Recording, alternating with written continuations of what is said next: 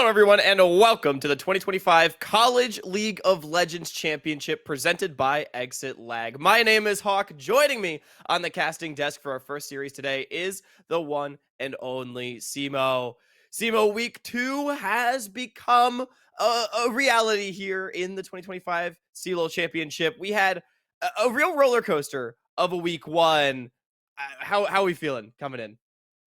Yeah, I mean, as we're hearing rumblings of some matches obviously going underway here for week 2 and round 2 for a lot of teams, there's already, I mean, the spice continues to drip nonstop. Like, this is probably one of the most fascinating CLOLs I think we've had in quite some time, with a lot of interesting upsets and maybe not, complete finishes for a lot of teams, but some teams are taking games off of really surprising rosters, which is just so exciting to see for CLOL. Yeah, the first time in this brand new format of modified double elimination. And maybe we can take a look at the bracket starting in the top half. The teams that have been doing the best so far. A couple of those games already underway as we speak today. Maryville currently up 2-0 over Northwood University. And down in that bottom match, University of St. Thomas and the University of Western Ontario. Western, after defeating Winthrop in an upset in week 1. They are currently tied up, all square, 1-1. What a feat it would be for the Mustangs to take that one. Ole Miss, ISU, also going live on twitch.tv/saltyrunbackNA at the current moment. And then we have Fisher versus St. Clair on this stream later tonight. Yeah, that UST Western match is a heater if those are going to be watching and continuing to watch the series. Western is just writing their own Cinderella story at this point. But why don't we take a look at the lower side and cover kind of what we're going to be covering a little bit later today? Yeah, the lower bracket going to be where we start things off. First matchup on the stream going to be Purdue Northwest versus Savannah College of Art and Design. Winthrop already taking down University of Minnesota. The Cinderella run to end all Cinderella runs, unfortunately put to a stop by the Golden Eagles 3-1 on Thursday. We've also got Grandview Weber State and the other Cinderella story of the tournament, the University of Health Sciences and Pharmaceuticals taking down top 10 ranked University of California at Irvine on Wednesday. A tremendous upset. They take on University of Toronto, Mississauga, also later today. So, a lot of really great matches. I know our match in particular, Simo, riding quite a bit on that Western Ontario versus St. Thomas series, as the winner here today goes on to face the loser of that match in the top 12. Yeah, and I think based on if anyone has been following kind of the story that Western is building themselves, that they, for some whatever reason, may not be able to continue the tournament, win or lose from this series.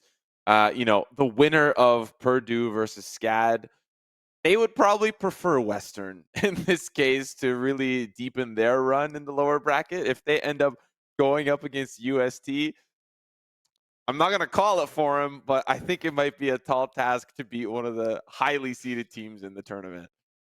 I think that's a fair statement to make. Yeah, St. Thomas, widely considered to be the number 2 team in the tournament, actually, by many analysts, despite what their seeding might suggest.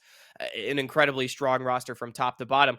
I think at the very least, it's fair to say, even if Western does go to the lower bracket, considering the upsets that they have had, PNW or SCAD, both potentially considered underdogs. Let's zoom in a little bit more to today's first matchup. 12-seeded Purdue Northwest, second out of the MEC, and Savannah College of Art and Design, the 13th seed, and also the second out of their own conference, the South. SCAD starting things off on the blue side, PNW on the red. And the first matchup really we've had in this entire tournament of 2 seed teams seated directly next to one another, Simo. Yeah, it's fate. At this point, it's fate. These two teams are destined to be together, and it all will boil down to this match. And, I think for both of these teams, moving forward, winning this match actually means putting together one of the deepest runs both schools have ever had. So this match actually means quite a lot, I think, for both of these teams to be successful. And even if, let's, hypothetically say either team loses, still a really deep run for both these teams regardless. So a win would mean a lot for the legacy of these teams. Yeah, and I love that conversation about legacy too, because Purdue Northwest, a school that's been slowly building it over the last few years, actually, funnily enough, ran into St. Thomas in their run last year, falling 3-1 in their first ever CLOL appearance, and then SCAD in their university's first appearance at the show. I mean, what a way to go it would be for them to reach top 12. It would be the furthest run, not just in the history of Purdue Northwest or either of these schools, but the deepest run in the history of the Midwest Esports Conference should PNW win here Wow. today. What a marker it would be for a conference that's always been competing towards the top end of the table. Grandview obviously having that same opportunity up against Weber State today as well. So to potentially have two teams would be a pretty substantial achievement, most certainly. Talking about the roads these teams have taken to get here as well, they've basically been mirrored. I think both these teams having pretty much the same experience getting to this point. Both of them getting absolutely thumped 3-0 to top program St. Clair and Fisher, respectively, in the first round. Moving down to the lower bracket, winning 3-1. Purdue, maybe a little bit of drama against CSUN. Could be argued that it should have gone to 5 games, but both taking care of business, 3-1, dropping maybe slightly unexpected games to their opponents, and now on a collision course here and now. 4 best of 5s currently, though, away from the coveted top 4, where our prize pool comes into play. We can pull up what our teams are playing for. I always like to think it's mostly the glory, but also some scholarship money on the line. Yeah, I mean, you can never say no to a little bit of scholarship money, of course. And, I think at this point, based on how competitive CLOL is, of course, the prize pool is a nice addition. But I think for a lot of these teams, it's what we talked about previously. It's legacy. It's the ability to put a stamp in the history books for CLOL. And, for this 13 and 12th seeded teams, what a mark it would be to finish top 8, maybe even top 4, maybe even win it all. The scholarship will be just the icing on the cake. So for Savannah College of Art and Design and Purdue Northwest, it is the chance at glory here for the CLOL Championship.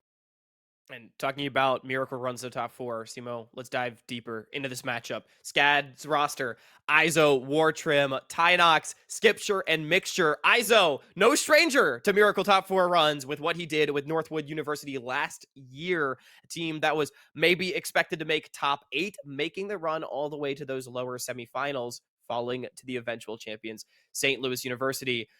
Definitely a player that has had a lot of experience at this level. Someone we expect to be a rock in the top lane on the tanks for SCAD here today, but not necessarily the focal point, because I, for SCAD, want to focus on the bottom side of the map. Support Mixture, considered by many to be an NACL caliber player, at the very least on the bubble to do so.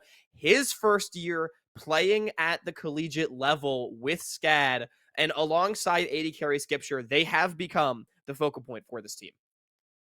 Yeah, it's the method in which SCAD is going to be looking to try to be victorious, particularly up against Purdue Northwest. On the opposite side, Aljun and Prank, particularly Aljun, to be the biggest focal point.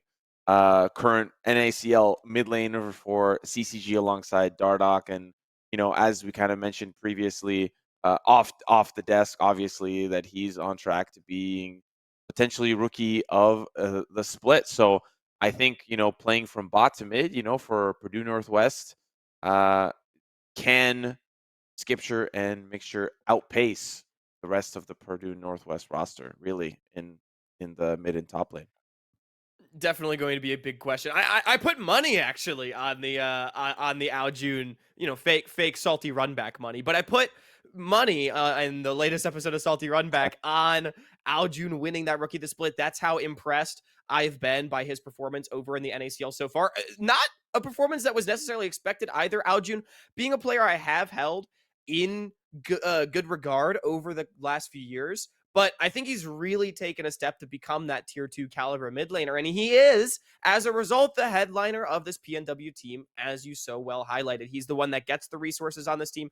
He's the one that deals the damage for them. Now, that does mean that their bottom lane of Udon Badan and Nukes takes a bit of a back seat compared to this mid lane superstar that this roster does have. So As you mentioned, it's going to be interesting to see whether or not Skipshire and Mix can actually get a substantial advantage, but I do expect PNW to be able to find that advantage through mid fairly consistently, as they've been able to do, throughout their MEC run, and then also against, well, not against CSUN because they were playing with subs, but throughout their MEC run. So I actually do think this is a really great opportunity to see what PNW does have available to them as well. Up against St. Clair, I think it's fair to say just not quite on that level of some of these real top end, top 8 looking programs.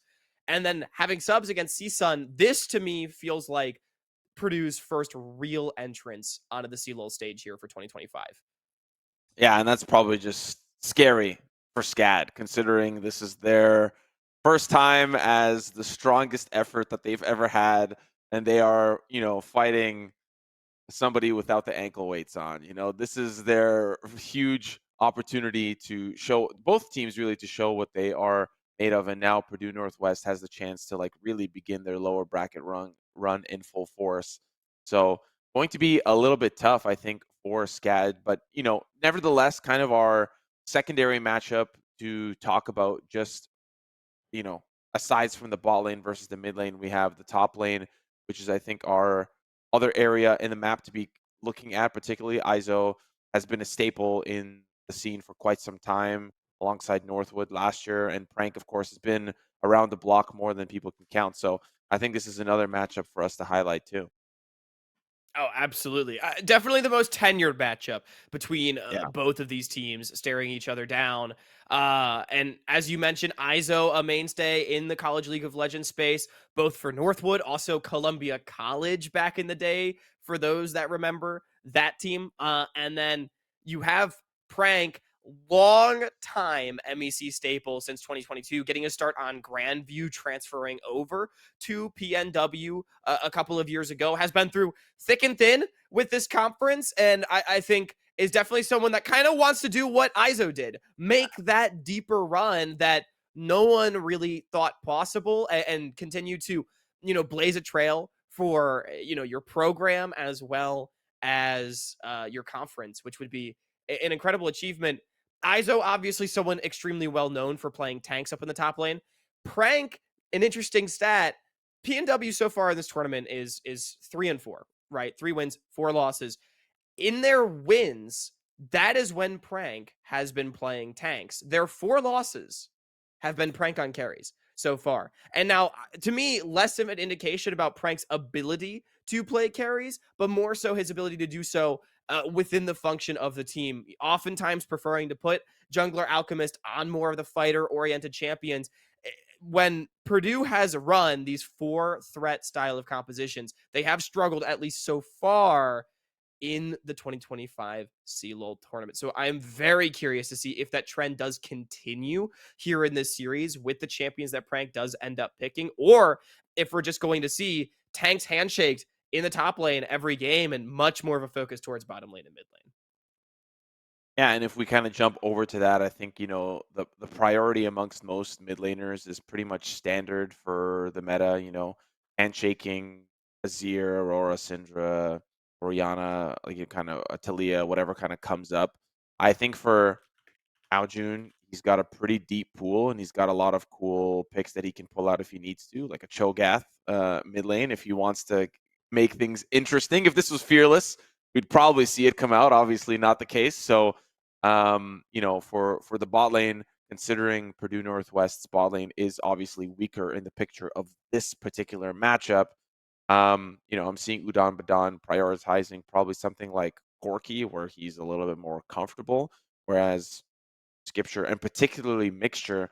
Mixture has such a deep pool in the support Yes. role that he can play almost anything and make it look cool. So that's going to be scary because I think you can really play around with a lot of flexing something towards potentially the mid or top lane, like a Silas or a Hui, and actually ending up going to Mixture is like kind of scary that you can play a lot of huge variety that can flex. And for Purdue Northwest, it might be something that is difficult to ban out, but also something difficult to prioritize or guess where is that going.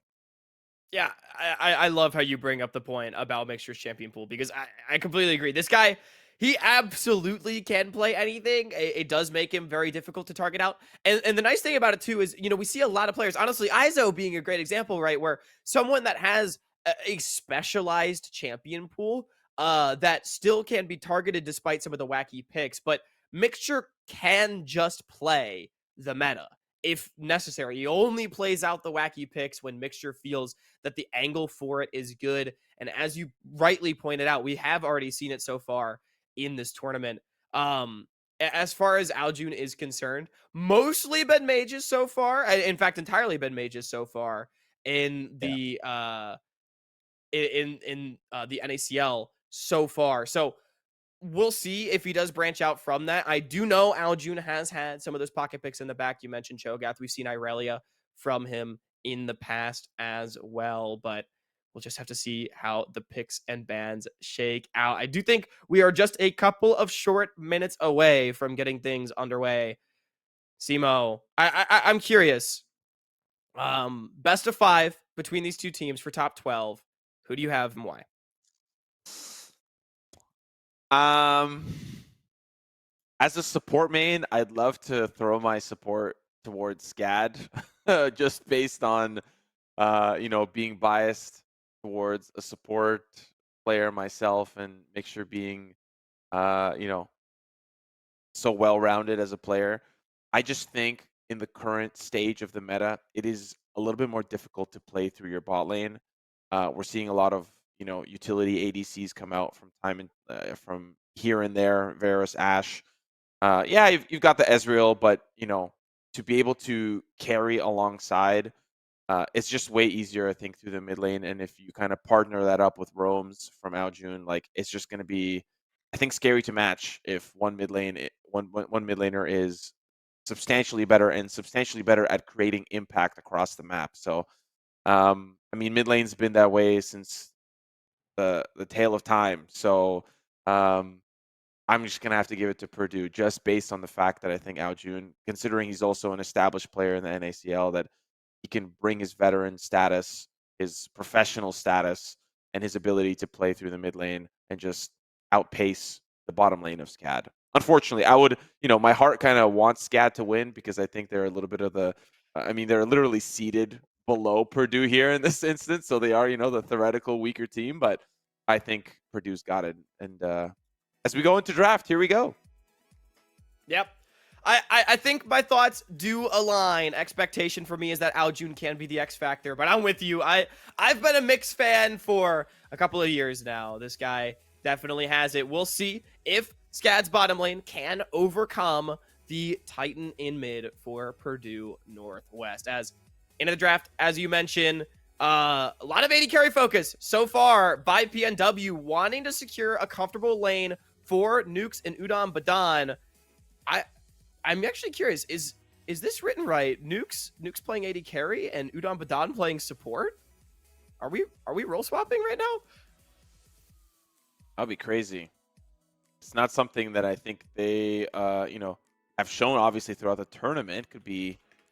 We'll have to kind of double check that as we see the first pick here hovered from the side of SCAD. It's going to be the Sylas, which again could be a support Sylas, could be a mid lane Sylas. We'll see where that ends up going. Looking at some of the bans here for SCAD, Ambessa, Rumble, and Nefiri. Nefiri makes total sense, a big priority pick throughout the course of the tournament. I'm honestly glad to see it not played here because it can be annoying to deal with for the opposition. But Sion picked comfortably for Izo. Yeah, I love it, man. Izo, B1 me, Sion, baby, is a big pick for Frank as well. This was the hero of Game 4 against CSUN last week, so I don't hate this one at all. And this immediately asks the question, does Prank go to a carry? And he does! We get Yorick and CLOL off rip! R1! What the hell, Prankuru? This has been a pick we've been seeing crop up in professional leagues. Yorick's so strong in the side lane after the changes, generally buffing his damage quite substantially, and his shred into tankier targets makes him so difficult to force out of the side lane for a pick like Sion. Now, this does mean that the rest of PNW and Prank need to break the curse of the carries, but this is definitely a champion that can punish Izo. This is crazy. This is this is insane.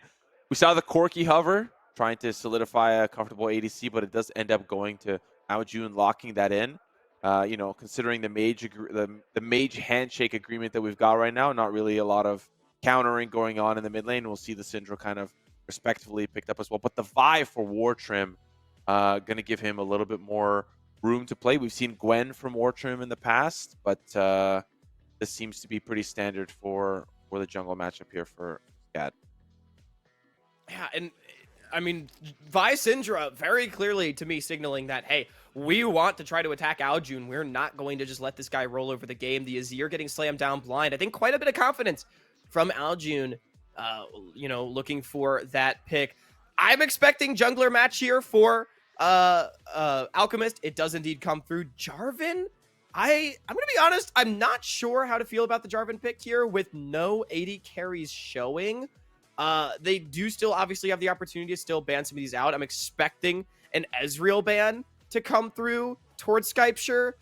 Maybe something like a Xayah ban or a Kaisa ban. It depends also on what you want to pick here for nukes. I did get confirmation from production. It should be nukes on 80 carry.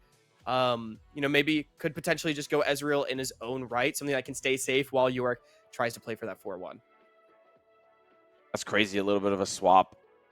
Ramadan and Nukes just kind of shuffling things around a little bit. An interesting adaptation. We'll see how that obviously works out for them. First ban, Way. Second, Corki. Again, this ADC pool is getting smaller and smaller by the second. We've already got 3 off the board. We'll see if the support pool continues to be pinched here on the side of Purdue. I mean, it's going to be difficult to pinch Ixter's pool, but at least you can remove the variables that you're not comfortable with, and Hui being one of them. Yeah, I would rather see more tank support bans here just because you do already have the Jarvan. And there's that Ezreal ban coming out. So I'm immediately expecting a Xayah to come out here for nukes. It's a great answer into the Vi Syndra. It can shred through the Scion and is able to kite back very effectively with this Azir. Again, you're looking for a composition that can support the Yorick's ability to push and pull around the map, but a good ban coming through from SCAD to remove it. What does this leave open for nukes? Because I would have expected them to leave both Ezreal and Xayah up, but banning one on their own. I mean, Kaisa could be another option, is a bit of a riskier blind. We've seen things like Jinx and Aphelios as well. Maybe they just they're so for the recount for Udon Badan first, though. They're not very mobile. That's the problem. They've really removed a lot of variables for the comp here for SCAD. For an ADC to be able to get away gracefully. Rakan picked up. We'll see what... This has been an interesting draft, to say the least. We've got first pick Yorick. We've got the ADC pool completely pinched. We've got mobile ADCs pinched. Of course, we have some utilities still available. Something like Ashe, but it's not really seen a lot of play. Poppy in the support. That's going to be a nice peel option for the Azir and the Jarvan, which is going to be able to keep Sure alive. Already got plenty of way to start fights with the Vi and the Scion for SCAD. So Mix going towards more of a disengage option. I agree. Definitely a great pick coming out. A lot of ability to deny the engage from PNW. And a lot of responsibility on Mixture to keep the back line safe. The Callista, though, for Skypeshire, looking for the pick that can bully the lane. And I'm going to be honest, I don't think there's a pick here that Udon Badan can go for that salvages this situation. It feels to me like SCAD has put together a fantastic composition that has a lot of ability to play through an aggressive winning bottom lane, but also through mid with Tynox on the Syndra. Individual single targets can get blown up in the mid game here if Purdue Northwest is not careful. Scaling Scion on the top side. Yes, the damage does fall off quite significantly here for SCAD if they do not convert around these first, second, third dragon fights, those first two spawns of grubs. But PNW, they are staring down the barrel of a smoking gun, and their only salvation to me is this York matchup in the top lane if Prank is able to get going. I mean, they literally developed the draft in exactly what we had highlighted. You know, we're good. Like this bot lane lock in for Purdue is definitely considerably weaker into what we're facing here for SCAD. But Aljun and Prank have picked a very interesting combination alongside Alchemist, who's going to be, pressuring that top side and mid as frequently as he can to provide support and the resources, like you earlier mentioned, for Aljun. But on the opposite side, a lot of great tools to play around the bot lane with burst from Tynox, with follow up from War Trim, additional follow up from ISO. Very interesting composition, from both sides to develop their own unique win conditions for a victory. That's what they're gunning for here at the end of the day. So this has been a very, very interesting draft. Yeah, I definitely agree. It has been interesting. R5 self counter pick for nukes on the Kaisa is not what you want to see if you are a fan of Purdue Northwest. I am definitely looking at how far ahead can Skypeshire and Mixture get, how much pressure can they put down, but then also the mid jungle, not only the highlighted volatility of the Vi and the Syndra, but also Jarvan Azir, a lot of ability to attack the immobile mage on the other side if given the opportunity. So, who is going to be able to get push in that matchup? Who is going to be able to help control the bottom side river and potentially stifle some of the aggression on that side? If SCAD is able to get Tynox going, move 4 members down towards the bottom side, I think this game is curtains for Purdue Northwest. But on the other side, if Aljun has the ability to get push and threaten the first move of 4 members from PNW, it doesn't allow Skypeshire and Mix to play however they want. So I think a lot riding on that lane. We're expecting bottom to be naturally winning here for the side of SCAD. But then let's not forget Prank on the Yorick doing his best Pwipo impression. He needs to be a problem in these side lanes. He needs to be able to cross map for gold on that massive 1 item spike that we know that SCAD will have. Yeah, this is very interesting. A race against time for the bot lane and for the mid lane, and really the top lane uh, on the opposite side here for Purdue. I'm going to be, despite the fact that we haven't really highlighted War Trim and Alchemist in a lot of great detail, not that they aren't great players, but really the spotlight is on others on their respective rosters. I'm really interested to see how are they going to prioritize those first 5 to 10 minutes, because that's really going to be a big key, because they are ultimately, I hate to frame it this way, but they are the pawns on the chessboard, and the bot lane for SCAD is requesting resources, and the mid lane and top lane for Purdue is requesting resources. And how they prioritize their pathing and where is going to be key. Not that they are, these crazy, crazy junglers that are in LTA and, whatever, but the fact that they are the unsung heroes in this matchup, and their support is going to need to be on point to affect the exact effect that they want to have on the game. So I'm going to be watching those two for sure. Yeah, definitely. I mean, both of them being on playmakers with a lot of volatility in the game does put responsibility on their shoulders. Expectation for me is that PNW should just be letting Prank naturally win, with War Trim's time dedicated much more towards helping out mid lane, helping out bottom lane in particular, ensuring they're able to pick up as much farm as possible, and most importantly, not get dove. So that's my expectation at the very least. Obviously, we will see when we get in the game. I do believe we are just waiting out the last minute or so of our spectator delay. I don't know about you, Simo, but having seen the drafts, I know I said I think I favor PNW in the series as a whole, but I think the draft is absolutely winning here for SCAD as long as they're able to execute around the second and third dragon. I think their comp has a very clear identity, has very clear win conditions, and they're ones that this team should be able to execute on. Yeah, and I couldn't agree more. And I think surrounding those dragon fights, especially if Purdue is not going to have a strong bot lane to be able to answer in some of those fights, it's going to be extremely difficult for them to contest up against the likes of Vi and Syndra, who are going to do great work. I mean, obviously, alongside the bot lane. I mean, that just goes without saying. But having such a stronger presence in Purdue around the dragon fight is going to be very difficult for Purdue advantage. And once those dragons start to scale, there's no coming back from that. We are onto the Rift for game number 1. SCAD on the blue side, PNW on the red.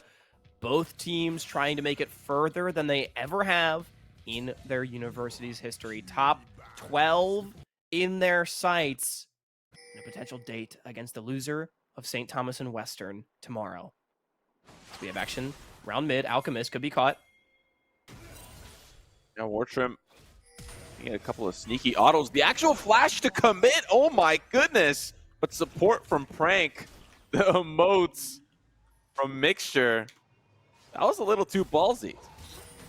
Oh, Skypture though, where are we going?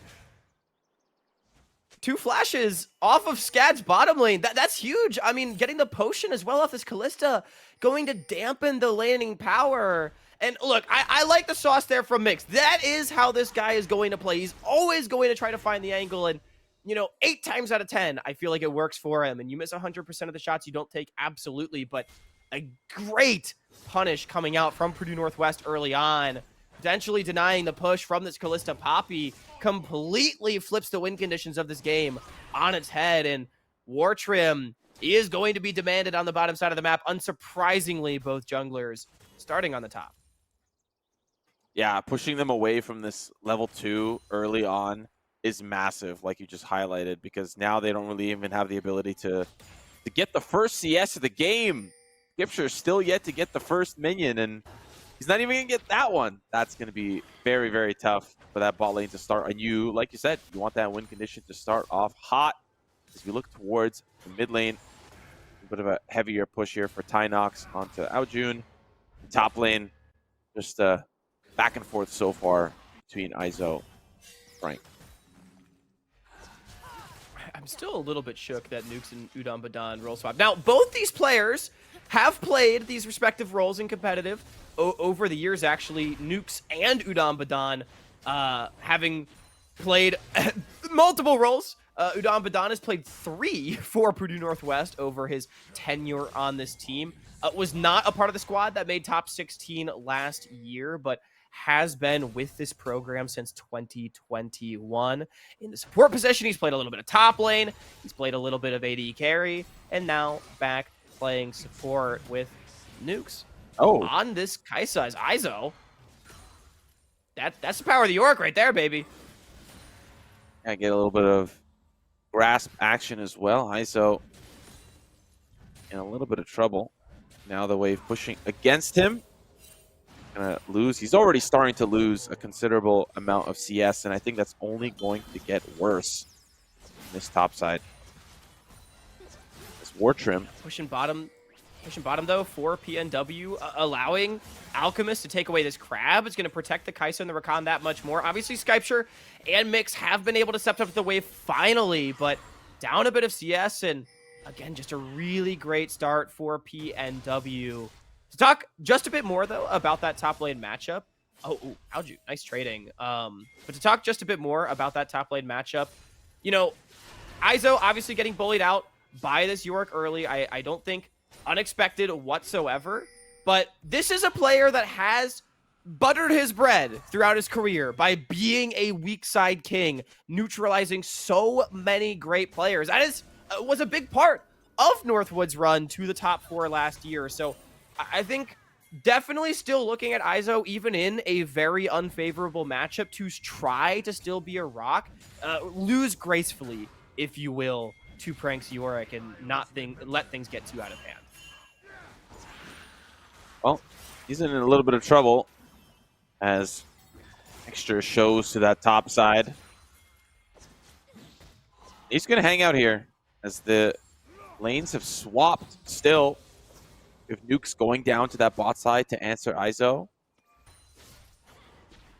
Yeah, so things in I mean, clearly to me, this is Izo saying, "Hey guys, I may be a rock at the top lane, but I'm not built for this matchup." Trying to get the Scion, I think, out of that lane, and also Skypture and Mix not being able to find the lead that they wanted, so deciding to swap things up, expecting a Grub focus to come out from SCAD with this swap as well. Generally, Grubs have been considered the stronger of the 2 neutral objectives, as Prank stepping up just a bit, taking a lot of damage. Yeah, no, the bullying, of course, starting. Udamadan making his way to that top side. Wartrim as well, going to be there just a moment's notice, likely to step over a ward. But Wartrim just waiting in the wings for a potential engage. So they're just waiting for the overextension, but of course, there's a ward there, and Wartrim gets spotted out. So the attempt here not going to quite work out, but Grubs are just a moment ready to go. And actually, Alchemist is making his way to that top side too, so we could have potential contest. Remember, early skirmishes definitely going to be favoring SCAD, as Frank is going to summon the Maiden of the Mist. And Izo does have the ultimate, so this could become a 4v5 in favor of SCAD. But Alchemist has already got one grub. That's a great start. They're actually going to turn onto the top lane. And first blood onto Udamadan. And the Grubs are still up as they try to focus their attention towards that mid lane onto Tynox. And they're a little bit unsuccessful. Izo also rotating from bot to try to meet them in the middle. And the Grubs will just, well, at least part of them at least, go over the SCAD. I'm not sure if we'll be able to get a replay of that first blood. Looked like Wartrim just found out Udamadan trying to potentially rotate down to support his jungler. I think just a bit of miscommunication from PNW. Alchemist was able to very safely and securely steal away one grub, but not before the Rakan had already stepped too far forward. Great punish from SCAD to get a kill for their Vi. PNW in trade has at least forced out Tynox. I think both teams can be fairly okay with how things went. SCAD getting a kill and 2 grubs with a dragon and 1 grub to PNW. Yeah, I still think, you know, taking away a grub does kind of make things a little bit. Yeah, it's annoying, you know, and he can just walk away and get that dragon. But looking towards mid, it's the ultimate right at Aljun, and he is out of commission. The follow-up onto Alchemist. Here comes the rest of PNW, and they are going to pick up the scraps off the floor. Wartrim is the next to fall. Tynox will get away safely, but a quick 2 for 2 in the mid lane. And that was the commit we wanted to see from SCAD. Wartrim with the cease and assist onto Aljun to try to get Tynox out of the bad situation, but the collapse from Nukes and Udan Badan was simply better. Skypeshire at the least gets free time in bottom, so SCAD coming out marginally ahead on the play. Much needed free farm for this Kalista as well. As if we look at the scoreboard, CS leads opening up everywhere for Purdue Northwest. Aljun perhaps an expected one, but the big hero Nukes 2-0 on the Kaisa had a great level 1 and has taken that inch and started to create, I'll give him a half mile so far. Kraken Slayer in inventory. Izo on the proxy. He's got mix to defend, but yeah, this is not where you want to be. He burns Flash for that just to get some waves. That's crazy. He only gets... Oh, he's not going to chase that cannon. Oh, he is. He still gets it. Okay, maybe worth. Flash for cannon? I mean, hey, Balson's Law, something like that. I don't know. I don't watch the Bals. But see, the Bals doesn't play like that on Los Ratones, though. So I don't know if that was the move for Izo either, especially because Prank is still going to be able to get back and collect the wave of his own. And critically, the kill going down onto the Yorick, going to continue to become more and more of a side lane menace. That makes things worse and worse as we see a quick engage onto Udamadan. He has the tools to escape, but not going to opt to use them. A kill going back to Skipshire, and that's a great response as Nukes has really started to develop a little bit of a lead over the other ADC on the side of SCAD. Finding a kill would be good. Again, more really critical gold going to Skypeshire. This Kalista starting to come back. Was expected to be the power point for the SCAD composition, so I'm loving some of these early mid-game picks. The power of the Poppy into the Rakan. Udamadan did not have the tools to get out. No flash, and he cannot dash away when the Steadfast Presence is up. Perfect timing by Mix. A great find right there for his AD carry. And bringing this game still into even footing. Now, a reminder that even footing does favor Purdue Northwest with the scaling that they have from the Yorick, Azir, and Kaisa. but SCAD approaching the time of the game where their composition is strongest. I want to see how they're able to break things open. Grubs spawning in under a minute. Yeah, TP from Aljun towards that top side. Yorick gonna split bot, has TP available. No TP here from ISO. Likely not going to be the case for both top laners to rotate up. Of course, see SCAD starting to develop some vision. Ooh, Alchemist in a little bit of trouble. He gets caught, has to flash out to safety as they poke and prod this top lane. Void Grubs now spawning, pings coming out. ISO actually walking towards mid to be readily available to support his team as they start working on the Grubs. Alchemist, no flash, no smite. I would really like to see PNW give over these Grubs. Again, this is where SCAD wants to fight. They're still going to try to walk their way in. Aljun does have push in top lane, but I think we're going to see these ones given away. Good move from SCAD right there. Good flash from Alchemist, not messing around with the steadfast presence either. Simply flashes away, burns the cooldown, doesn't give up a kill. And I think an objective that is very much an acceptable loss for the MEC runner-up. Yeah, makes total sense. We still see, you know, jungle support rotating, looking around that mid side. They actually catch Alchemist again, but he manages to escape. And again, a lot of role swaps. Or sorry, not role swaps, lane swaps happening throughout this match. We see mid top side, top bot side, and around we go as both teams are trying to find best case scenario for themselves. And I'm glad to see that really not losing the momentum in CS, because I think in a lot of these rotations, as Aljun finds himself in a little bit of trouble. There's the ultimate. Oh, misses the shuffle. He's falling a little bit low. No scatter of the week to follow up again. He'll get out safely. Udon Scott. Okay, the Rakan able to get away after burning the quickness. Aljun forces the flash off of Tynox at the cost of his HP. SCAD, though, doing a really nice job of playing mid to bottom right now, or mid to river, rather, as... Hold up. Ooh. An unfortunate catch as Wartrim just gets annihilated. But the re-engage here from Skypeshire onto Udamadan, but the steadfast presence a little bit late on the execution, not allowing the catch out here for Rakan.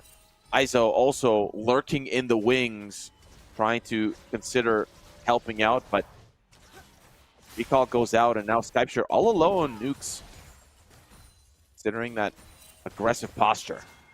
Dragon is still up. PNW doing a really great job of playing around the cooldowns of SCAD so far. Their reactive game has been pretty good. Udamadan flashing away from the Poppy before dashing away to, again, avoid the steadfast presence, not allowing themselves to be caught out, and they're able to get a pick back for the Dragon. A pretty good caster curse right there. As I said, SCAD was doing such a good job of playing mid to river, you know, moving their jungler up through mid, getting push on the wave, and simply trying to control the objectives, but an unfortunate blunder with the pick onto Wartrim does allow PNW to pick up their second Dragon of the game. And again, I just feel that SCAD is not getting far enough ahead to justify their composition. Yeah, I would agree with you. I feel like Perduno, I mean, look at the gold. It's 100 gold difference.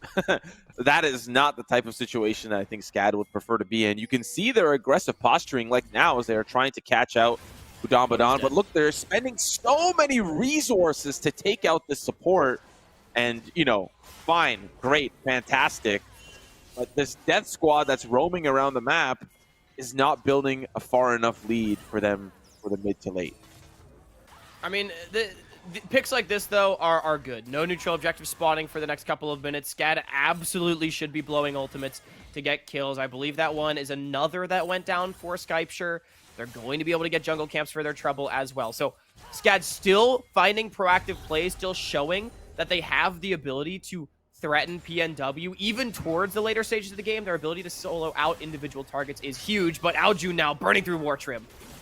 Yeah, huge knock-up here from Udamadan as ISO trying to turn things back around. Alchemist joining the fray. Flag and Drag gonna miss as the flash from Mixture off the side, but Nuke's coming to join the fray. ISO just trying to escape and maybe get a kill for his troubles onto Aljun, but the kiting is so good. And of course, the peel from Udamadan is going to help flash over, but you can't flash that Cataclysm as he is as good as gone. And yet another kill going over to Nukes, who's now 5-0-1. You know, I might have underestimated this bottom lane of Purdue Northwest a little bit, Simo, as Nukes is looking like the carry. It was SCAD that went for the aggressive play on bottom, but as you rightly highlighted before, they had already used their resources on the previous pick. They tried the double dip on the turn timer, and PNW gets the punish first. Tower as well, I believe. No, not feats of strength, as it was SCAD that picked up the feat of warfare. So we're still one objective away from that. But regardless, a fantastic punish from Purdue Northwest.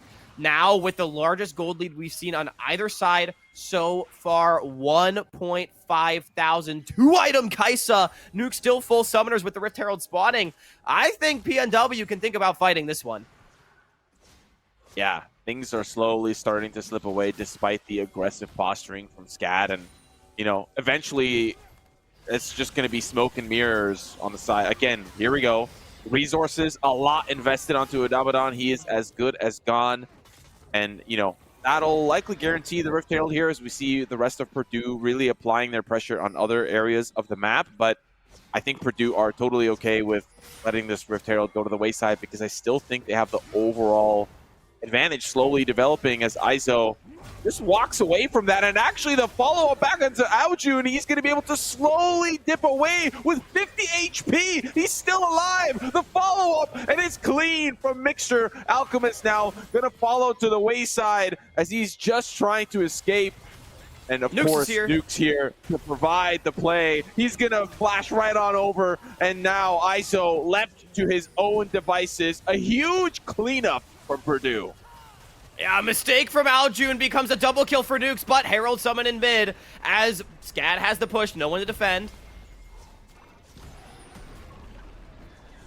Yeah, they'll be able to pick that one up, burning things again back onto Abaddon. Maybe even get this second turret. Yeah, that'll be massive. Yeah, so I mean, cross-mapping across the board, but it was SCAD that took the first turn. Udambadan was the initial pick, and the Rift Herald allowing them to get a tier 2 tower. That is so much gold back over to SCAD. At the very least, Nukes is able to equalize, but mid lane tower being down, I do favor SCAD's end of this play, even though the gold lead does not shift all that much, if even at all. Nukes, though, 7-0 on this Kaisa. I mean, this guy is so damn fed ahead of this dragon in 40 seconds.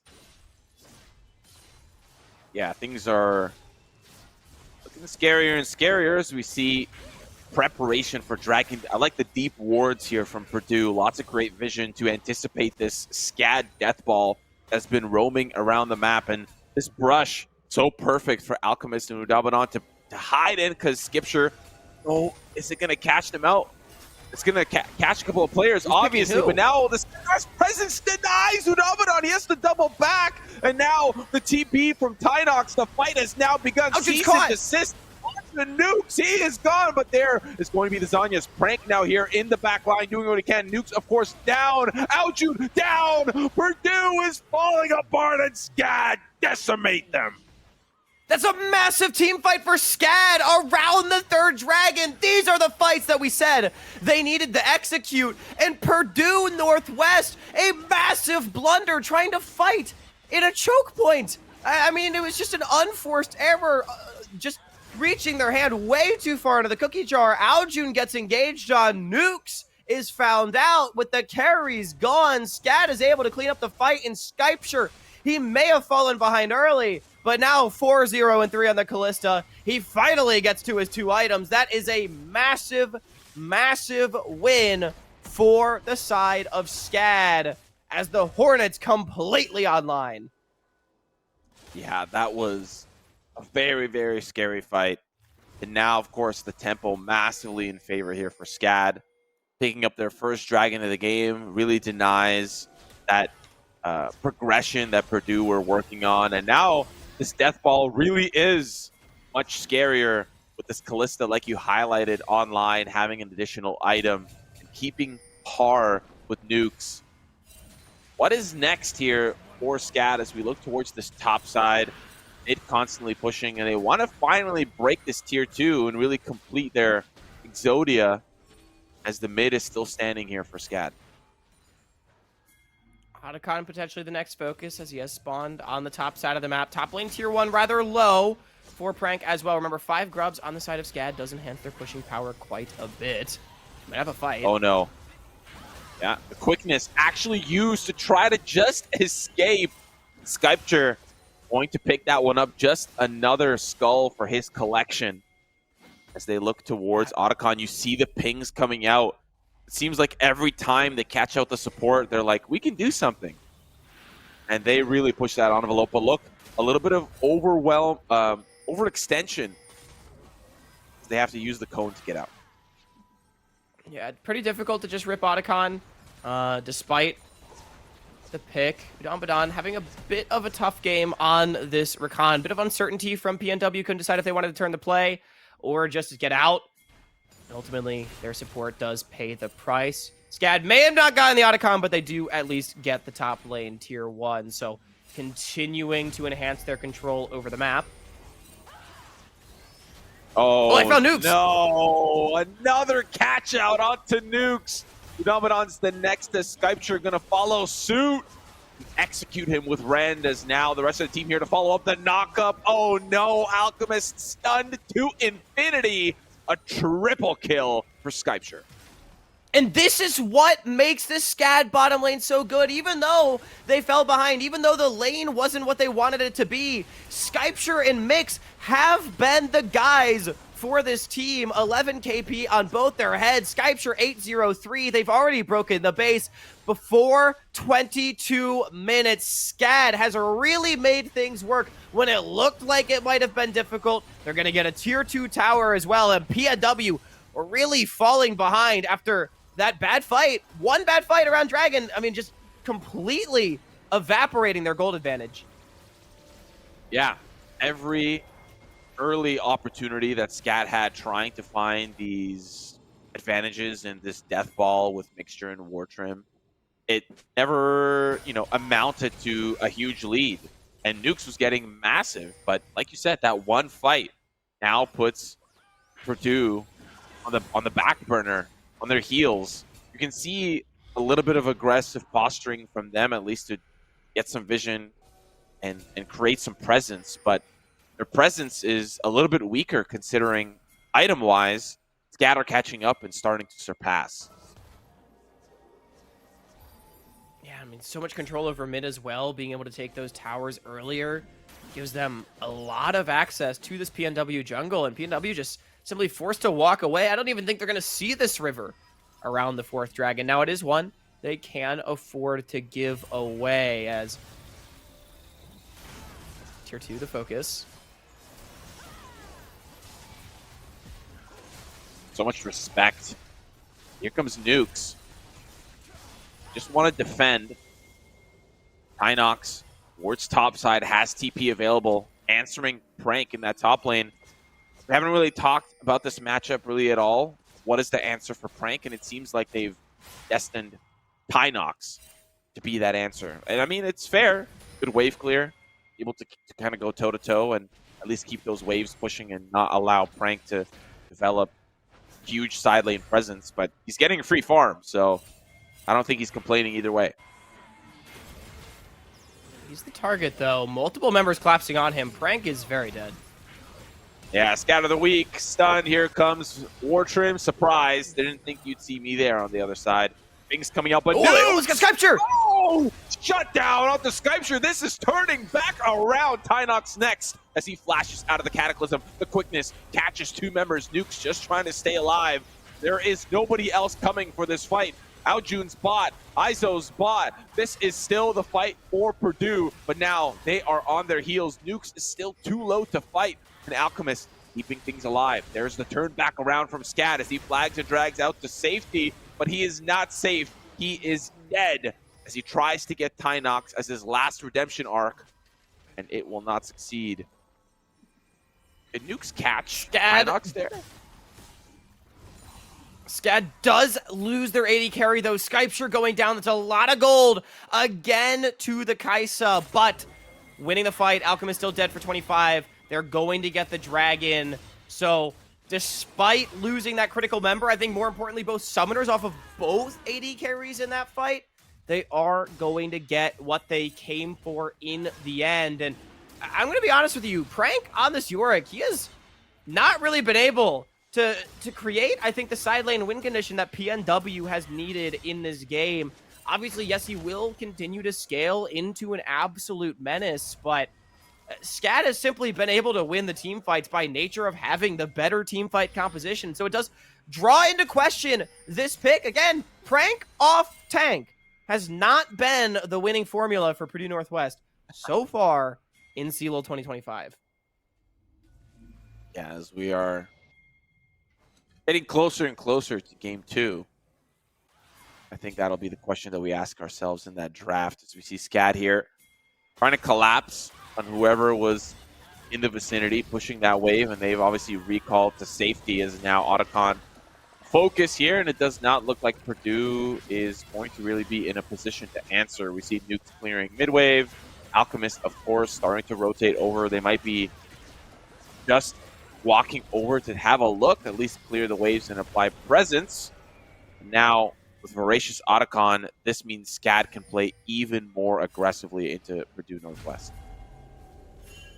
We get Nukes! that immediately.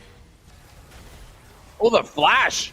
He's just going to Killer Instinct right off to the side just for safety's reasons. Namadan just trying to keep his ADC alive, and they'll actually thwart that push for the time being. They might want to turn things around, but guess who's waiting on the opposite side is War Trim. Sees an assist, but a perfect zone. Now the alley-oop from Aljun is huge. It catches so many members, but is it enough to clean up the fight? Yes, it is. So many members from SCAD fall. Now, of course, Tynox here just to try to null those odds. 2 members down, Nukes and Alchemist, but they still clean up the fight. Pings for Baron as they might want to try to turn things.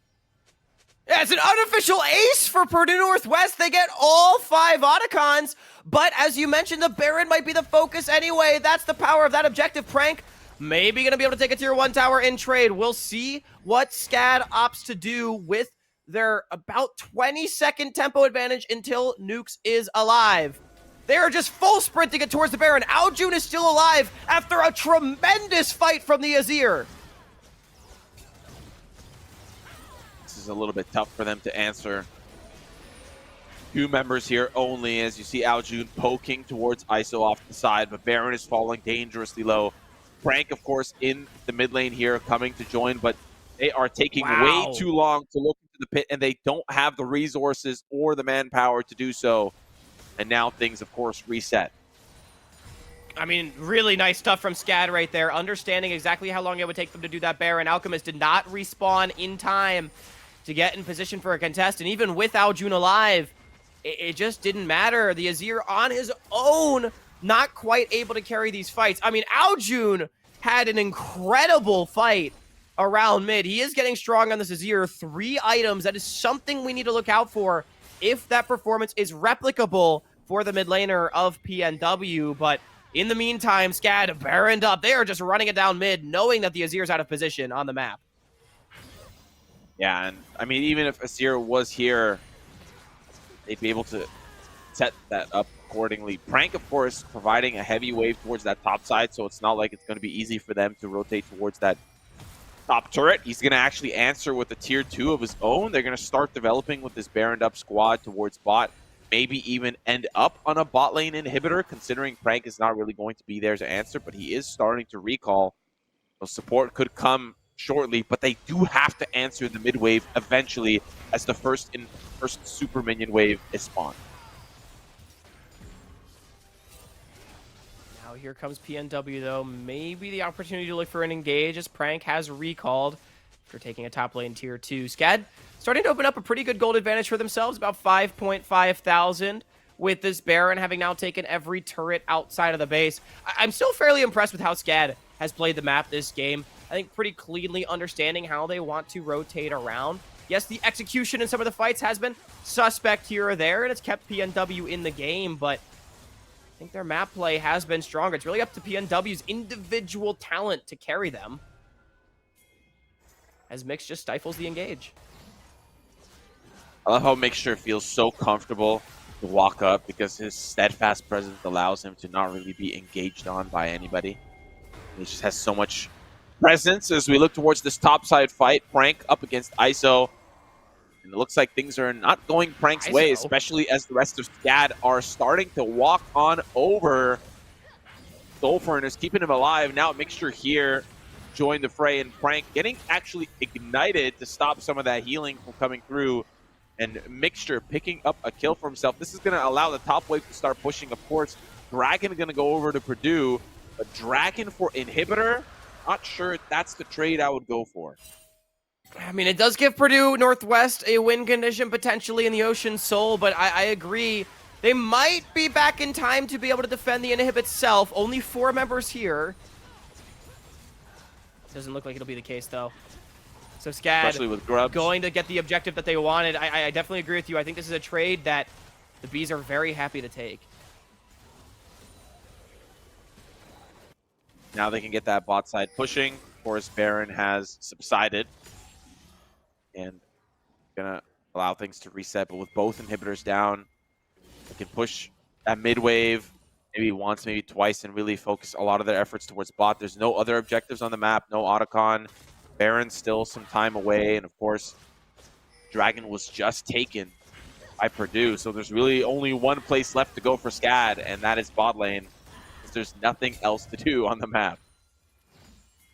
Now, I will say, item spikes wise, SCAD basically on 3 items for everybody, but PNW, I mean, they've got 3 on Prank, approaching 4 on Aljun, and they've got 4 on Nuke. So even though the gold lead is significant, it's not as convincing as it might first appear, as third inhibitor is the target. Remember, no Baron doesn't mean Aljun can clear out these waves fairly effectively, and he does do quite a bit of damage.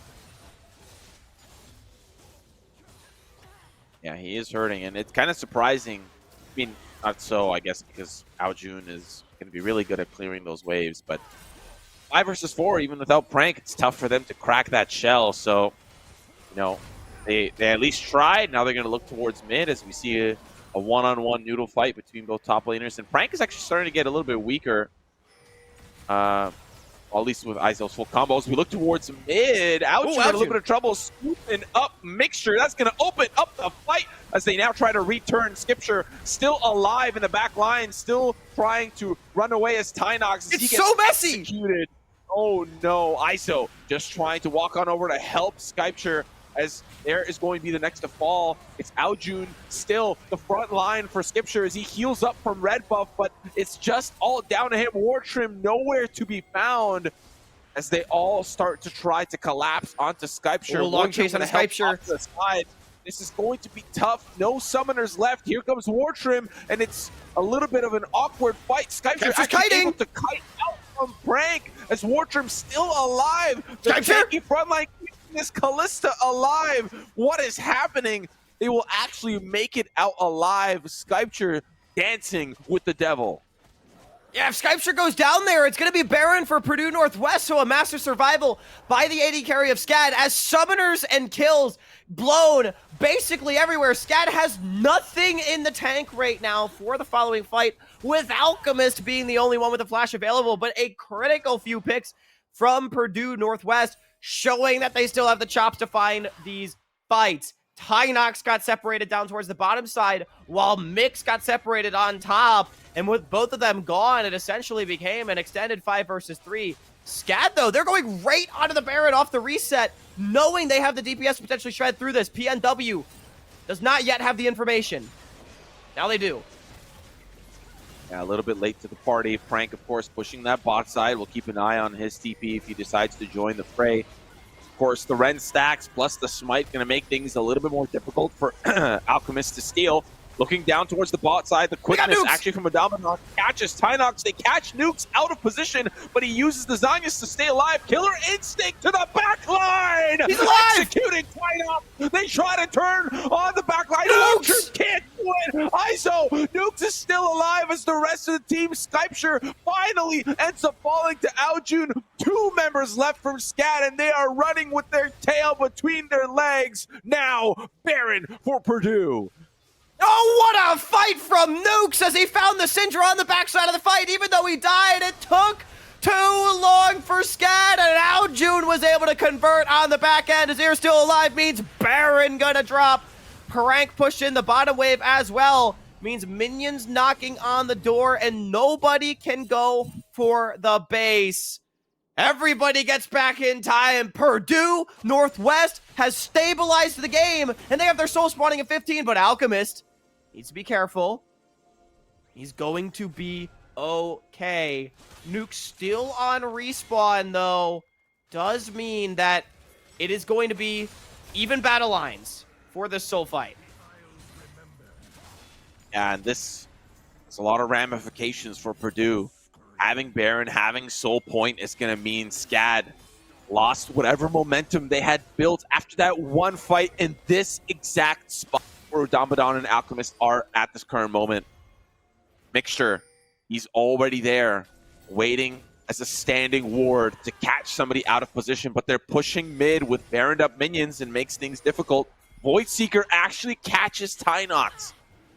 Follow-up, of course, not going to be there now that they've begun. Oh, huge execution!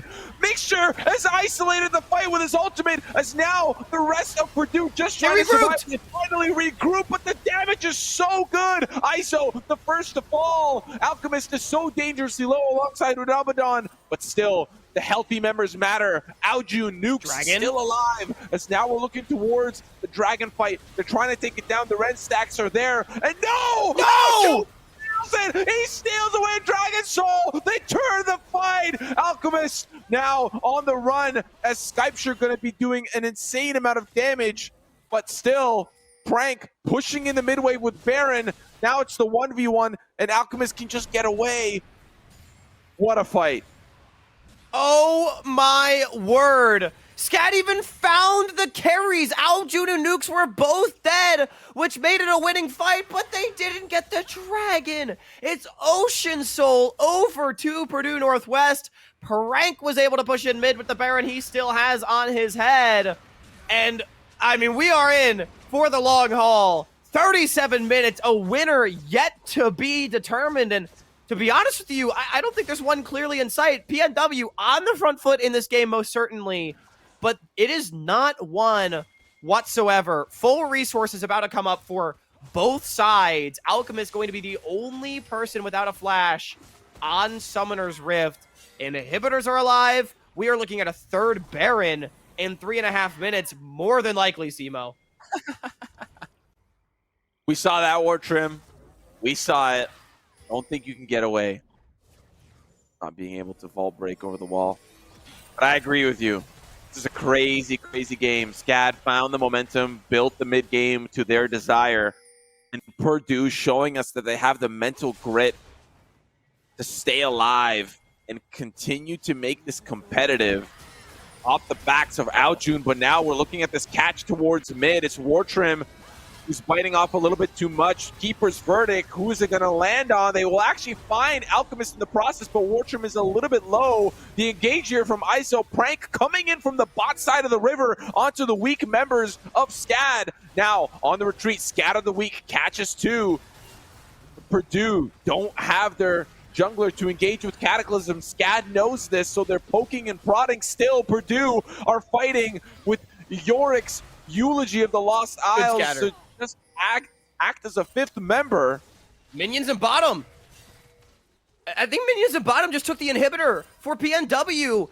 Wow, that is absolutely huge. PNW just wanted to extend while that could happen, and even though it's a nice pick from SCAD onto the enemy jungler, Aljun and Nukes, they have absolutely scaled on these carries. Nukes is 6 items, no boots.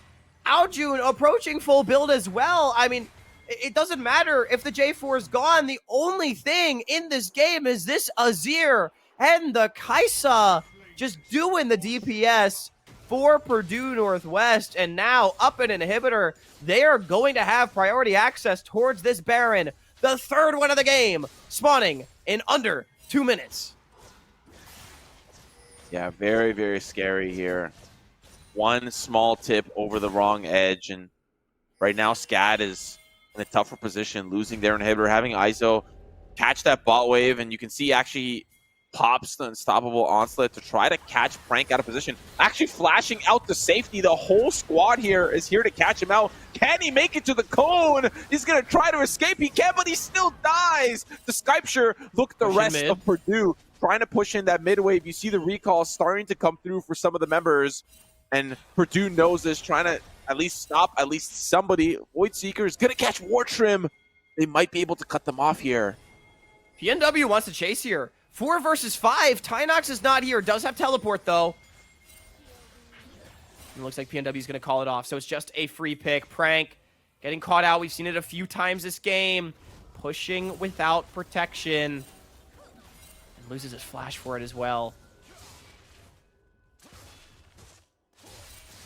Oh, wait a minute, though. It looks like Skypeshire and Tynox both are down flashes of their own. That is, I think off screen, Udam Badan trading summoners with Tynox. That is absolutely worth it for Purdue Northwest. So, I mean, despite losing Prank's flash, they're actually, I think, up in resources after that fight.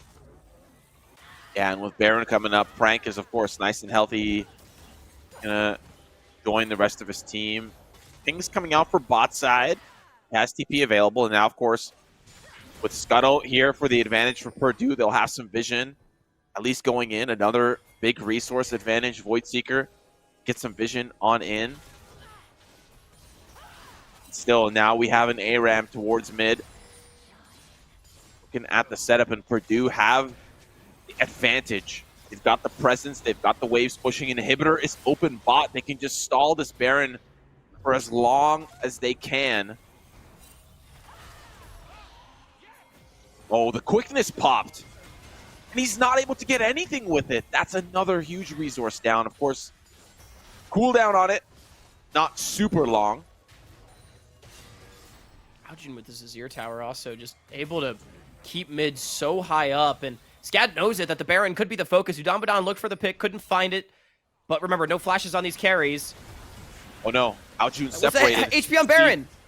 Okay, so Purdue managed to take it, but of course Aljun is still isolated. They're able to at least try to take him down, but he has the wall that goes up, and now Nuke's able to decimate. That's another, only one for Tynox, but at what cost? Purdue, 2 through the front line. It's just down to ISO, and it will not be enough. SCAD get eliminated for potentially game number 1. And finally, almost 43 minutes into the game, we have the fight as Aljun yet again is the X Factor. A great rip on the Baron from PNW, and the scaling ends up being the difference maker. Purdue Northwest up 1-0. What a great Emperor's Divide at the end for Aljun to close things out. Great target, great Zanyas, and of course, great self-peel to be able to stay alive. The dog pile from SCAD did not work out in the end. Despite, however, I think you would agree, a very competitive game 1. Don't think it really tipped. It tipped both ways several times throughout the match, and I think we have a very serious series on our hands. Yeah, most certainly. I mean, I apologize to Purdue Northwest bot lane. I was not familiar with their game. Udam Badan and Nukes going for the role swap. And Nukes, the hero of this game, most certainly finishing with upwards of 15 kills on that Kaisa. Aljun also scaling extremely nicely into the game and team fighting very well on the Azir. This core of carries for PNW going to be a difficult task for SCAD to overcome. We'll see if they're able to do it, as they got pretty damn close in game 1. We'll be right back, but don't go anywhere when we come back for game 2.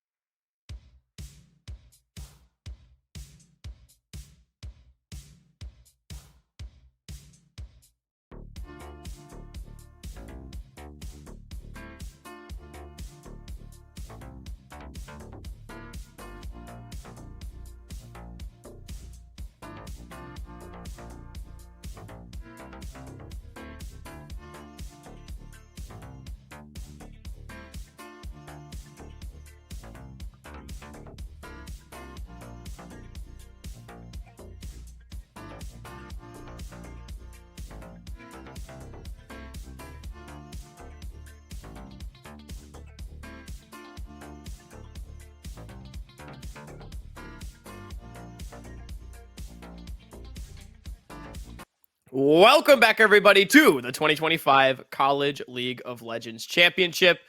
Continued coverage by Hawk and Simo. Purdue Northwest took game number 1 against Savannah College of Art and Design in a nearly 43-minute game. A back-and-forth affair where ultimately the scaling, led by Nukes and Aljun, held true. But before we dive into game number 2, let's take another look at our upper bracket as we do have some results starting to come in from games earlier today. Maryville University with their roster starring Shimmer and Toasty Alex, substitutes in the mid-jungle for perhaps a new era for the favorites to win CLOL, still taking a 3-0 sweep over Northwood University. So seemingly not missing a beat despite the roster changes. We've also got Ole Miss up 1-0 over Illinois State University on twitch.tv/saltyrunback, as well as St. Thomas being up 2-1 on Western and looking like they're well on their way to taking a 3-1, where the loser of that series would face the winner of ours here today. But Simo, PNW versus SCAD, PNW able to take game 1. It was a very contentious game, to say the least. Yeah, there was a moment where I really thought that SCAD was starting to develop a massive lead. It started off of one fight where Purdue were hiding in a bush on the blue side, red side jungle, and it just didn't go their way, and they lost all their carries, and Aljun wasn't able to kind of position well. But once we got to the later stages, SCAD got top inhibitor, then mid inhibitor, then they were working on their Exodia pieces and Baron and Dragon, and Purdue just really found a second wind. I really kind of want to highlight that is what I feel like the biggest victory for Purdue was. They found a second wind. Their carries found great positioning. They found good fights, and SCAD just lost the control that they had in the fights that they originally had. They had this great team fight comp. They were able to get really scrappy, but they just lost the control that they had in the early to mid. Yeah, I mean, it just felt to me like SCAD had the slightly better macro, getting picked off less, able to dominate on the neutral objective game, especially early on with their composition. But the team fighting just wasn't quite there. I mean, aside from one, in my opinion, blundered team fight by PNW around the third dragon, they were actually very dominant in the 5 versus 5. And part of that was compositional, but also a big part of that, in my opinion, is just the skill of Aljun and Nukes. Nukes playing AD carry for the first time for Purdue Northwest after playing support all season in the MEC. And as we get underway into draft, we'll see if any adaptations come through. Something I do want to touch on very briefly is last game for Prank, we saw the Yorick Prank off tank, and they did managed to win the game for the first time in CLOL 2025 with Prank off tank, but I didn't think the Yorick really did what it needed to do. So I'm very curious to see if Izo just goes back to slamming the Scion, because I thought he was very effective on the pick, and what the option is then in response for PNW. Yeah, so kind of interesting for the draft kind of going underway now. We've got the same blue side 2 games in a row and the same red side 2 games in a row. So, kind of an interesting situation to be in, but we see some similar bans. This time, I think the Gwen is a new one to our list, but the Scion first pick, same thing. The same Yorick hover. This is going to be... Same Yorick pick. Are we seeing a repeat? Mean, clearly, everyone just content to do the same thing. It is the exact same bans, for the record. And then we also have the Azir B1. Again, I didn't love the Yorick last game from Prank. It felt like he wasn't really able to generate the pressure on the side lanes that he needed to. And while it was, like, okay in the team fights, I don't know. It felt like it was not the pressure vacuum that it needed to be. I'd rather see Prank on more of a 5v5 oriented pick, considering how important the team fights were last game. Regardless, not the world that we live in. What I do like, though, is Aljun back on the Azir. The Syndra was not a punish. Aljun was up about 10 CS out of the laning phase. And, I mean, he was monstrous in the team fight. So, I think a great response coming through from the mid laner of PNW. This draft is literally so far copy-paste, which is a fascinating outcome. We'll see if the second phase is going to bear the same, results. primarily because if we're going to continue on this trend, maybe we see different bans for our bot lanes respectively. That's kind of the bigger question. We saw last time Skypeshare and Mixture had a more aggressive bot lane, but they lost the tempo. They weren't able to get level 2 first, and they lost the momentum there. And again, this time, instead of ADC in the second round, we see the Kai'Sa locked in. What a bold move.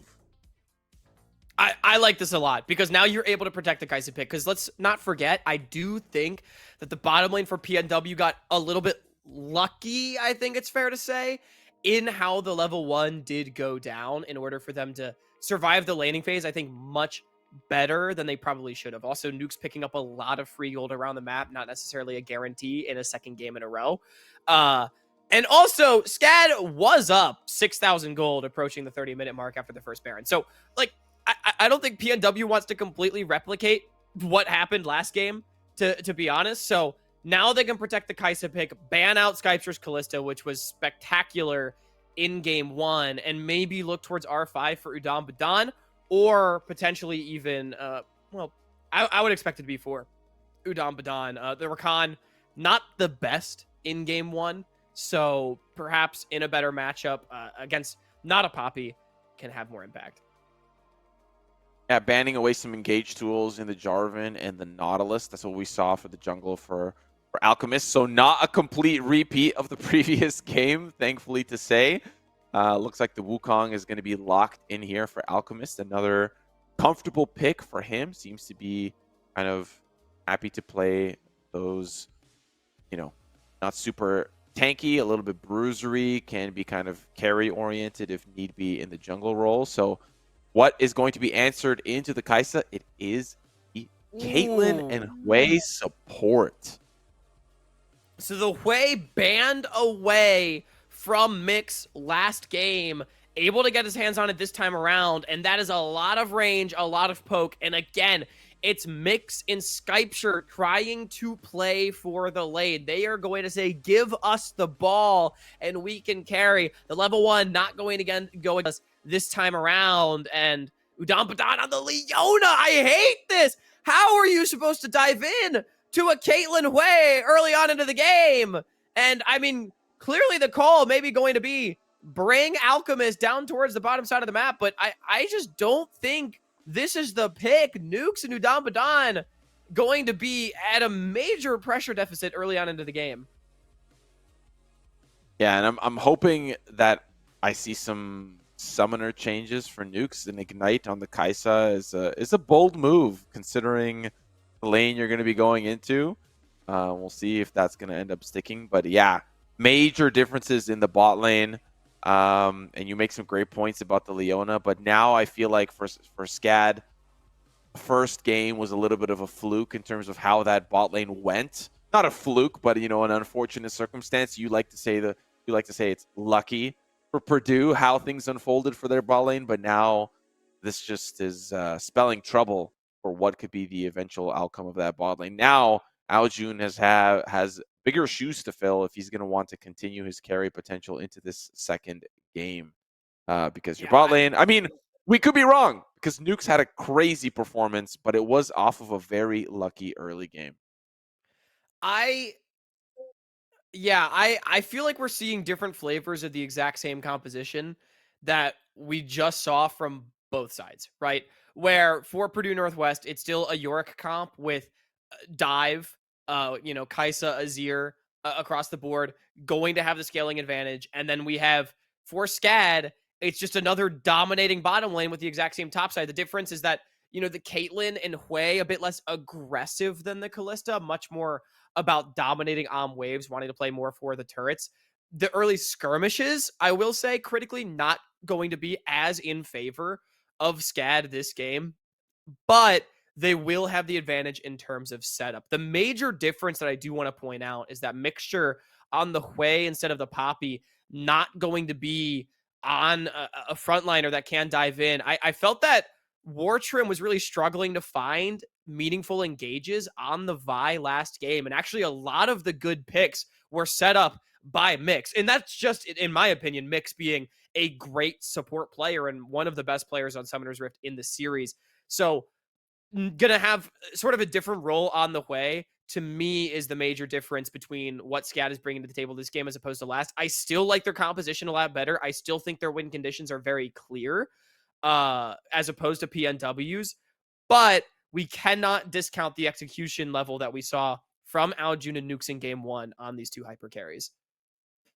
Yeah, I think that's been the most surprising element of the entire series. The swap for Purdue's bot lane for Dabadan and Nukes swapping roles, and then how great of an effect Nukes was able to pull the Kaisa out in the second game.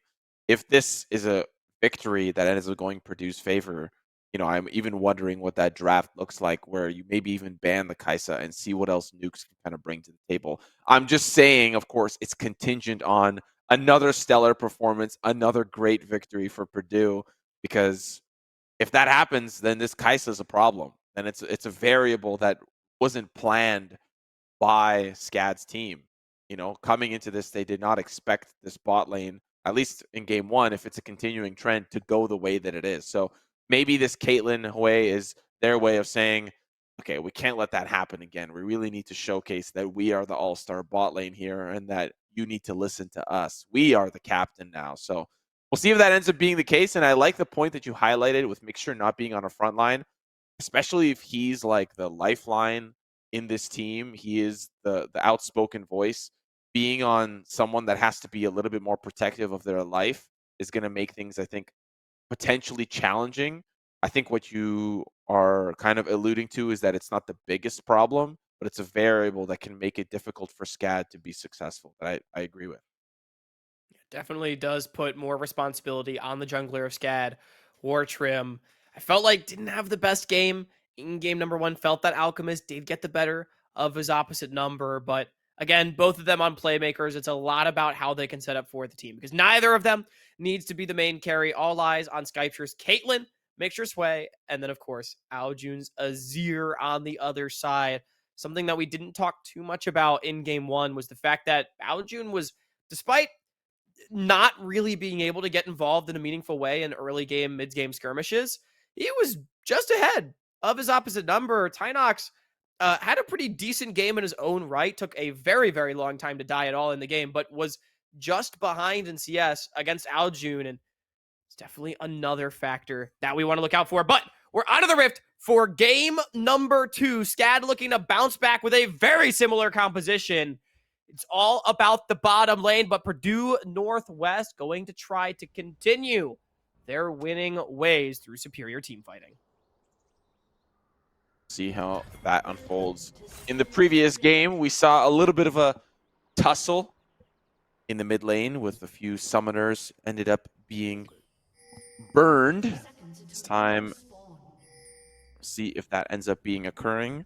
Same gentleman's agreement in the top lane as we see both Izo and Prank dancing, same as last game, and no vision secured really too deeply for either team. Actually, is that a ward on the blue side jungle? No.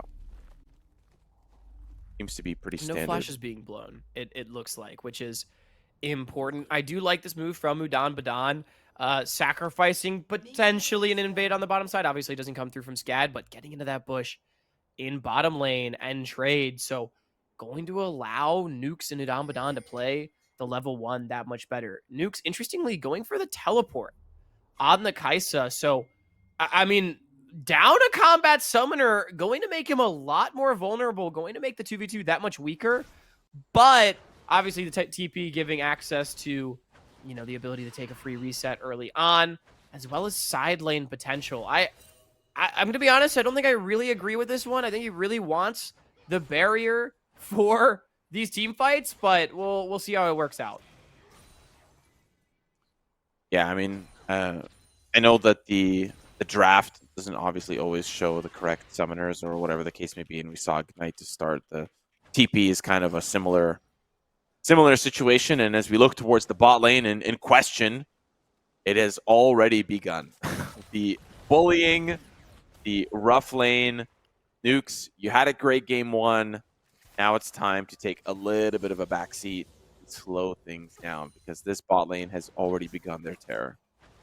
And I really do want to see how Skypture's able to play the game when he does have a lead from minute one. He did get going quite substantially, 8-0 at one point in the last one, but, you know, it just felt like it was a little bit later than SCAD might have preferred. And so if they can just dominate on the bottom waves and not even allow PNW to sort of stay relevant in gold and be able to fight back in their own right, it's definitely a major win condition for SCAD, and one I would really like to see them be able to pull off. It is worth noting in their series last week, SCAD did drop the first game to OC, as did PNW actually against CSUN. So both these teams not generally game one teams. We'll see maybe if SCAD can bounce back or if PNW will buck the trend of game one losses into wins. Something earlier on, we did see Tynox warding Raptors, and Alchemist decided that that was the last camp that he was going to go for, or at least one of the last camps, likely looking towards potential ganking presence from Alchemist towards that bot side just in case, and we even see that try warded from both sides. And now Wartrim's actually going to get spotted going over. There are no camps for him to take. Lots of damage! First blood going right over to Skypture. They might even consider the dive as Wartrim is nearby, but he's going to opt in for the scuttle. And at the very least, the TP going to be able to get nukes back to this wave, but that's already a plate taken, and it takes so long for that TP to complete. I think nukes might have just rather have had the barrier. Yeah, maybe even survives that and at least stalls things out. But even then, Wartrim is right there for the dive, even if the barrier gets popped. So in both scenarios, that's first blood for Skypture. And this is a huge polar opposite than what we saw in game one. Already, CS lead is double, and that is scary for nukes. Definitely is.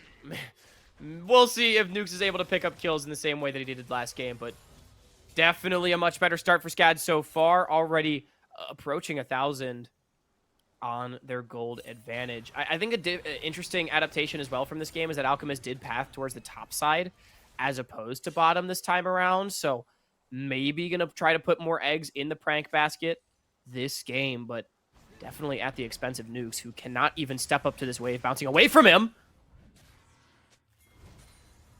That was close. Actually, Flash being burned by Izo. It's going to give Prank a little bit of a better advantage as we look towards bot.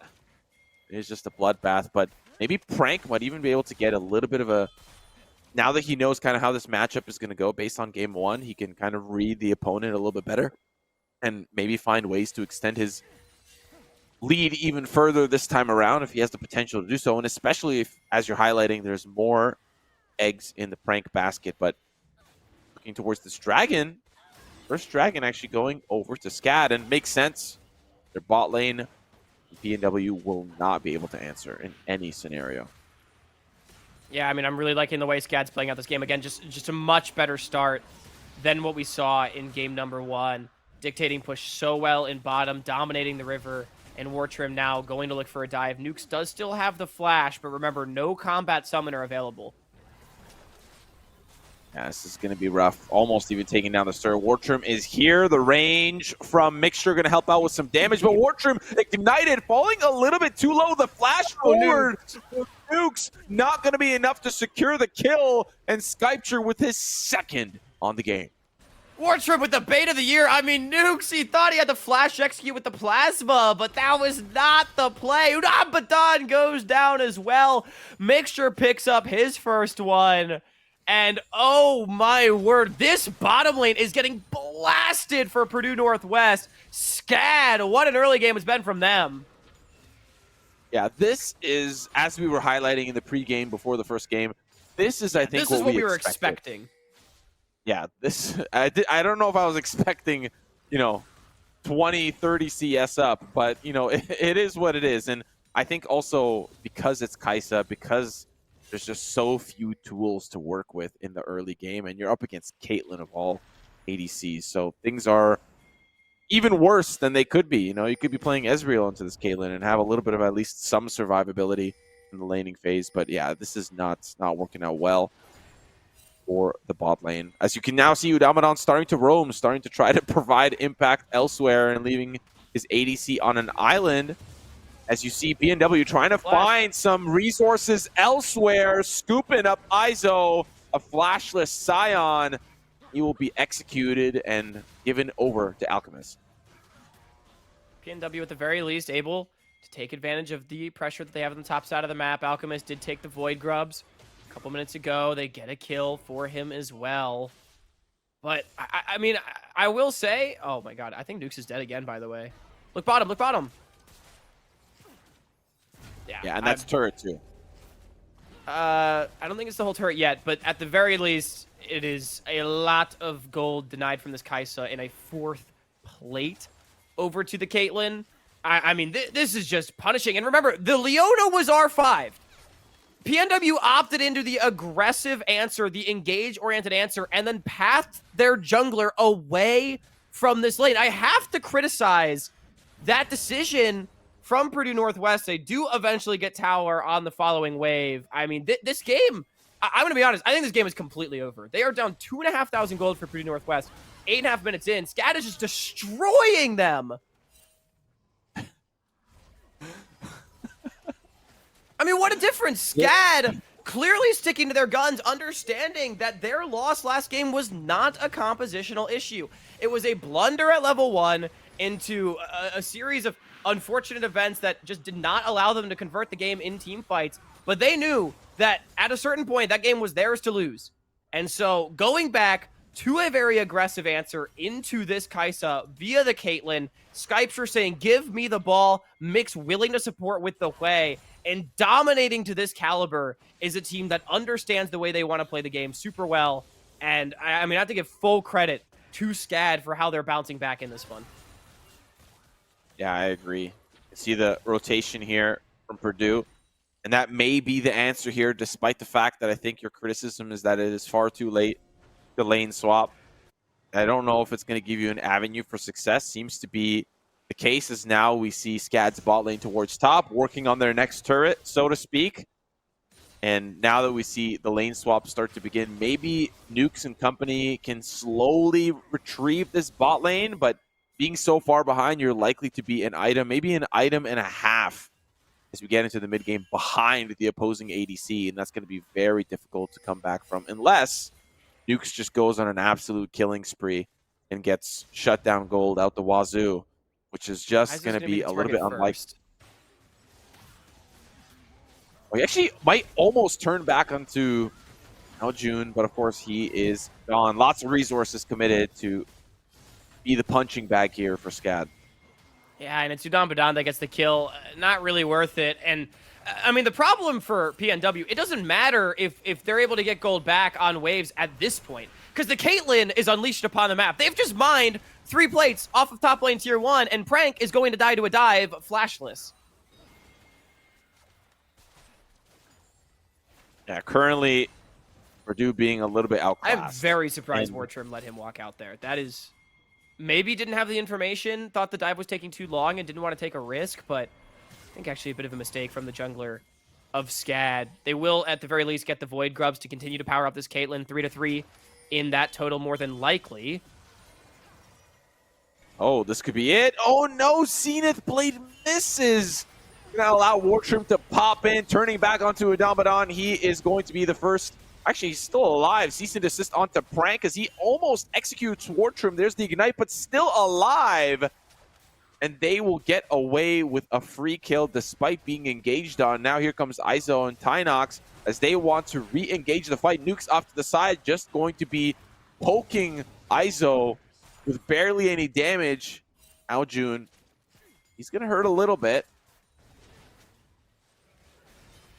I mean, that was well played by Mixture in particular, avoiding the engage just barely from Udamadan and then able to throw in so much damage on the kite back. Caitlyn with 3 Void Grubs. Like I said, she is unleashed on the map. Any lane that she goes to, she is going to be able to wail on a tower, and PNW is just going to be stuck slowly rotating around trying to pick up the scraps, but they are way too far behind in gold to stand up in any sort of skirmish. 3,000 at 12 minutes a very significant lead. Lane swap now for SCAD towards bot as the dragon is spawned.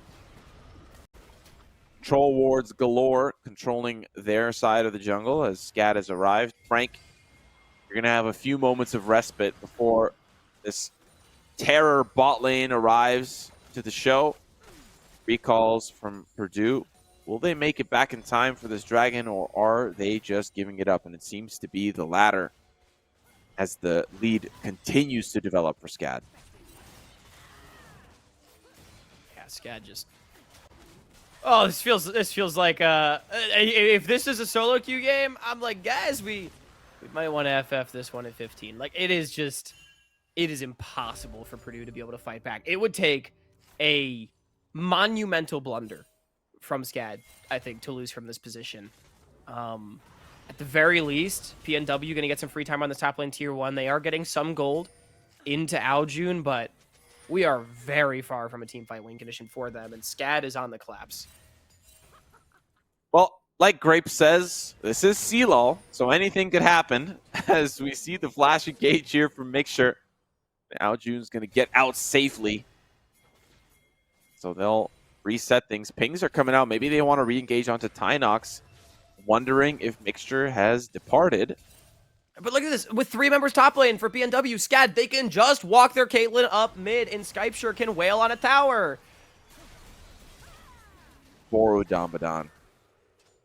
Poor Udamadan. Kill going over to Tynox. Follow-up, of course, from Ace in the hole from mid to continue farming efficiently. And that's going to be mid lane turret too. Mid lane tower going down. I believe SCAD was able to mine 10 plates. I think they got 2 off of mid, 3 off of top, and obviously all 5 off of bottom before 14. That is so many. As what are we doing, Alchemist? I didn't really see how he got there, but I do not condone that contest when his support is dead. And they're going to lose all 3 outers for it. Yeah. And, you know, for Purdue, no answers at the moment for this Caitlyn. And I know what you're going to say. You're going to say, obviously, there are no answers. But it doesn't even look like they're trying to find answers on Purdue's side.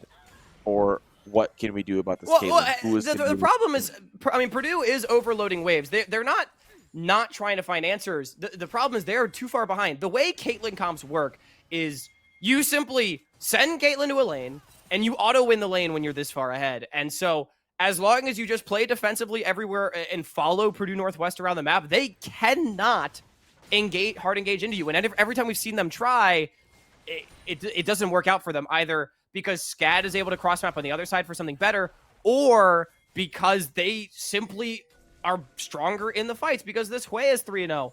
Vi and Sidra are both up kills. I don't think it's for lack of trying for Purdue here, but I mean, SCAD is playing out the Caitlyn game plan pretty much flawlessly so far in this game.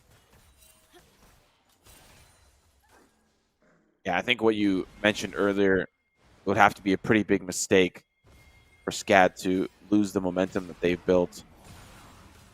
Of course, for both top laners, this is what most of the game looks like in this matchup. Yeah, Prank is like, what the hell's happening down there, guys? Like, he's up a level, you know, that's something. Yeah, but in the grand scheme of things, it's going to be difficult for Prank and Aljun to carry this game, considering they've lost presence in their own lanes from this terror squad that's running around. Aljun is like walking near his inhibitor, just trying to get to lane, just trying to get there safely. Got SCAD all up in the jungle. This death ball, again, same as last game, War Trim and Mixture, walking everywhere together. An interesting flash from Izo. Doesn't have unstoppable onslaught to escape. No flash either, as we just saw him kind of blunderly use it. And now Alchemist will be able to guarantee a kill for himself as Prank gets... Well, is he going to get a kill? That's the question. Finally, he'll secure it, but here comes Skypeshire. Can he make it to the cone? He's safe, but now Nukes! You're just too weak. Yeah, that was not the angle right there. Oh, Aljun died in top lane as well. Got a lot of damage down, but Prank You got a tier 2. You're gaming, baby. The whole map's on fire, but I'm taking turrets. He wants to be the best performing player on the Purdue team, so he can say, guys, listen, I did my job. I don't know what's going on elsewhere. But, I mean, that's what top laners do. They split, they try to create opportunities, and the opportunities that he can create are just so small in comparison to what is capable here for this SCAD squad. 2.5 items, multiple members. I mean, they are... SCAD is definitely very far ahead. And now I think it's best to look ahead towards Game 3 as game likely to be decided around this fight. I mean, again, a massive blunder required from SCAD here to lose from this position. Aljun TPing in. Yeah, fight's going to go on as they continue to push forward. Abaddon trying to find, but of course, the back line, they do find a kill into Tynox, not able to continue forward as Skypeshire pushed back away. This is a window of opportunity to at least secure this dragon, but of course, SCAD have the numbers here with Izo pushing down from the bot side of the river. Skypeshire walking in alone, almost gets caught, has to flash away, but of course, Aljun just so weak in comparison. Izo tanking up the affection of 4 members as the rest of Purdue on the retreat. Udambadan next to fall, and now that's Dragon back into the pocket for SCAD.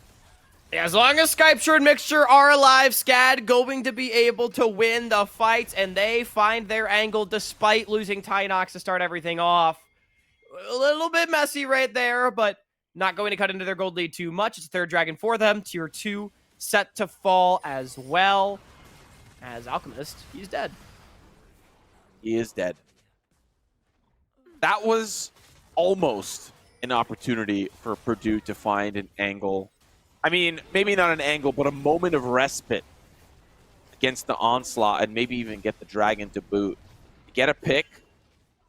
Aljun almost manages to isolate Skypeshire, who walks forward on his own thinking he's safe because Izo is attracting so many members, so much aggro.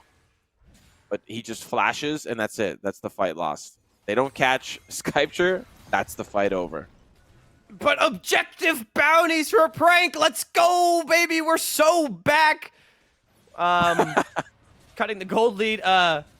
Hits a huge 3 to cut the gold lead to 42.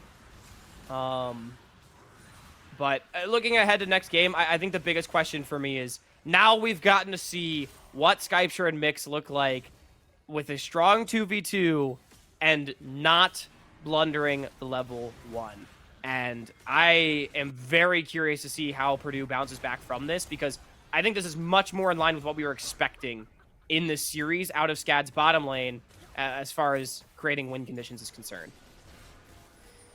Yeah, we are seeing the Otacon be absolutely annihilated. A Void Seeker attempt to try to steal it away. Of course, Purdue is here to try to fight things, but they just do not even have the ability to walk into this poke from Hui.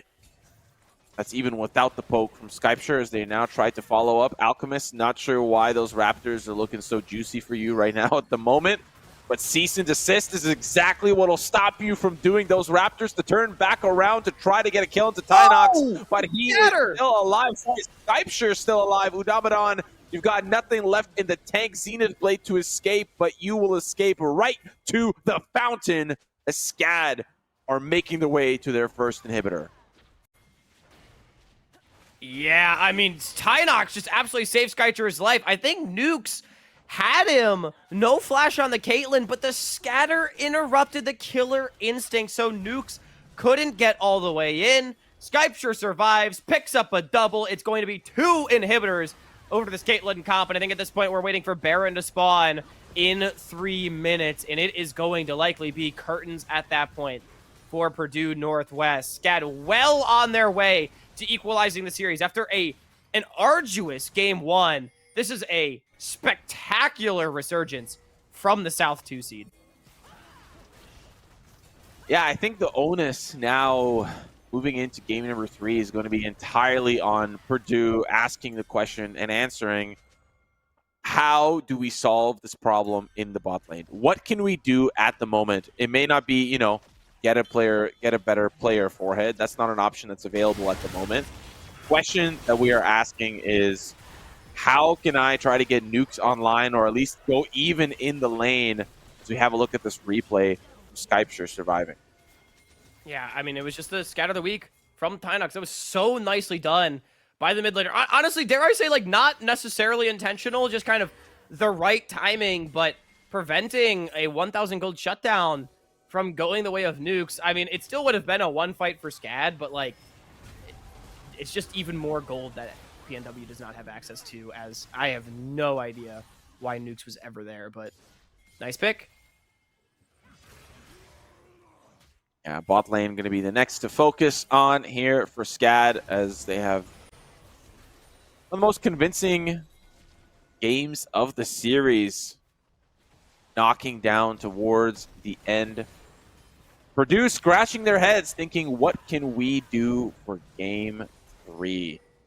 Because if you draft the same way and you have the same goals, it may just end up exactly like this. And Purdue, if you want to stay alive in CLOL, if you want to continue your legacy, you're going to need to find some good answers to those questions. But in the meantime, Savannah College of Art and Design going to find the equalizer in the series. PNW fighting back in front of the Nexus, but it is not enough. What a rebound. Sub 24 minutes on the clock for SCAD as they play out a Caitlyn comp to near perfection. And I agree with you, PNW back to the drawing board for game 3. Yeah, lots of question marks for them. I am kind of looking over before we throw to a break at the other bracket, and UST and Western going to game 5. Absolutely bananas. Not the expectation that I think UST would have had, but obviously not the game they were covering. But I just had to say it for the viewers that may not be watching that match, because that is like the Cinderella story of the tournament at the moment. And it's going to game 5.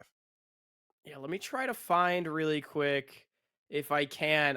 I want to see which stream that one's on. Give them a shout out. UST Western over on twitch.tv/Camcom. Shout out Camcom, former broadcast engineer for Salty Runback.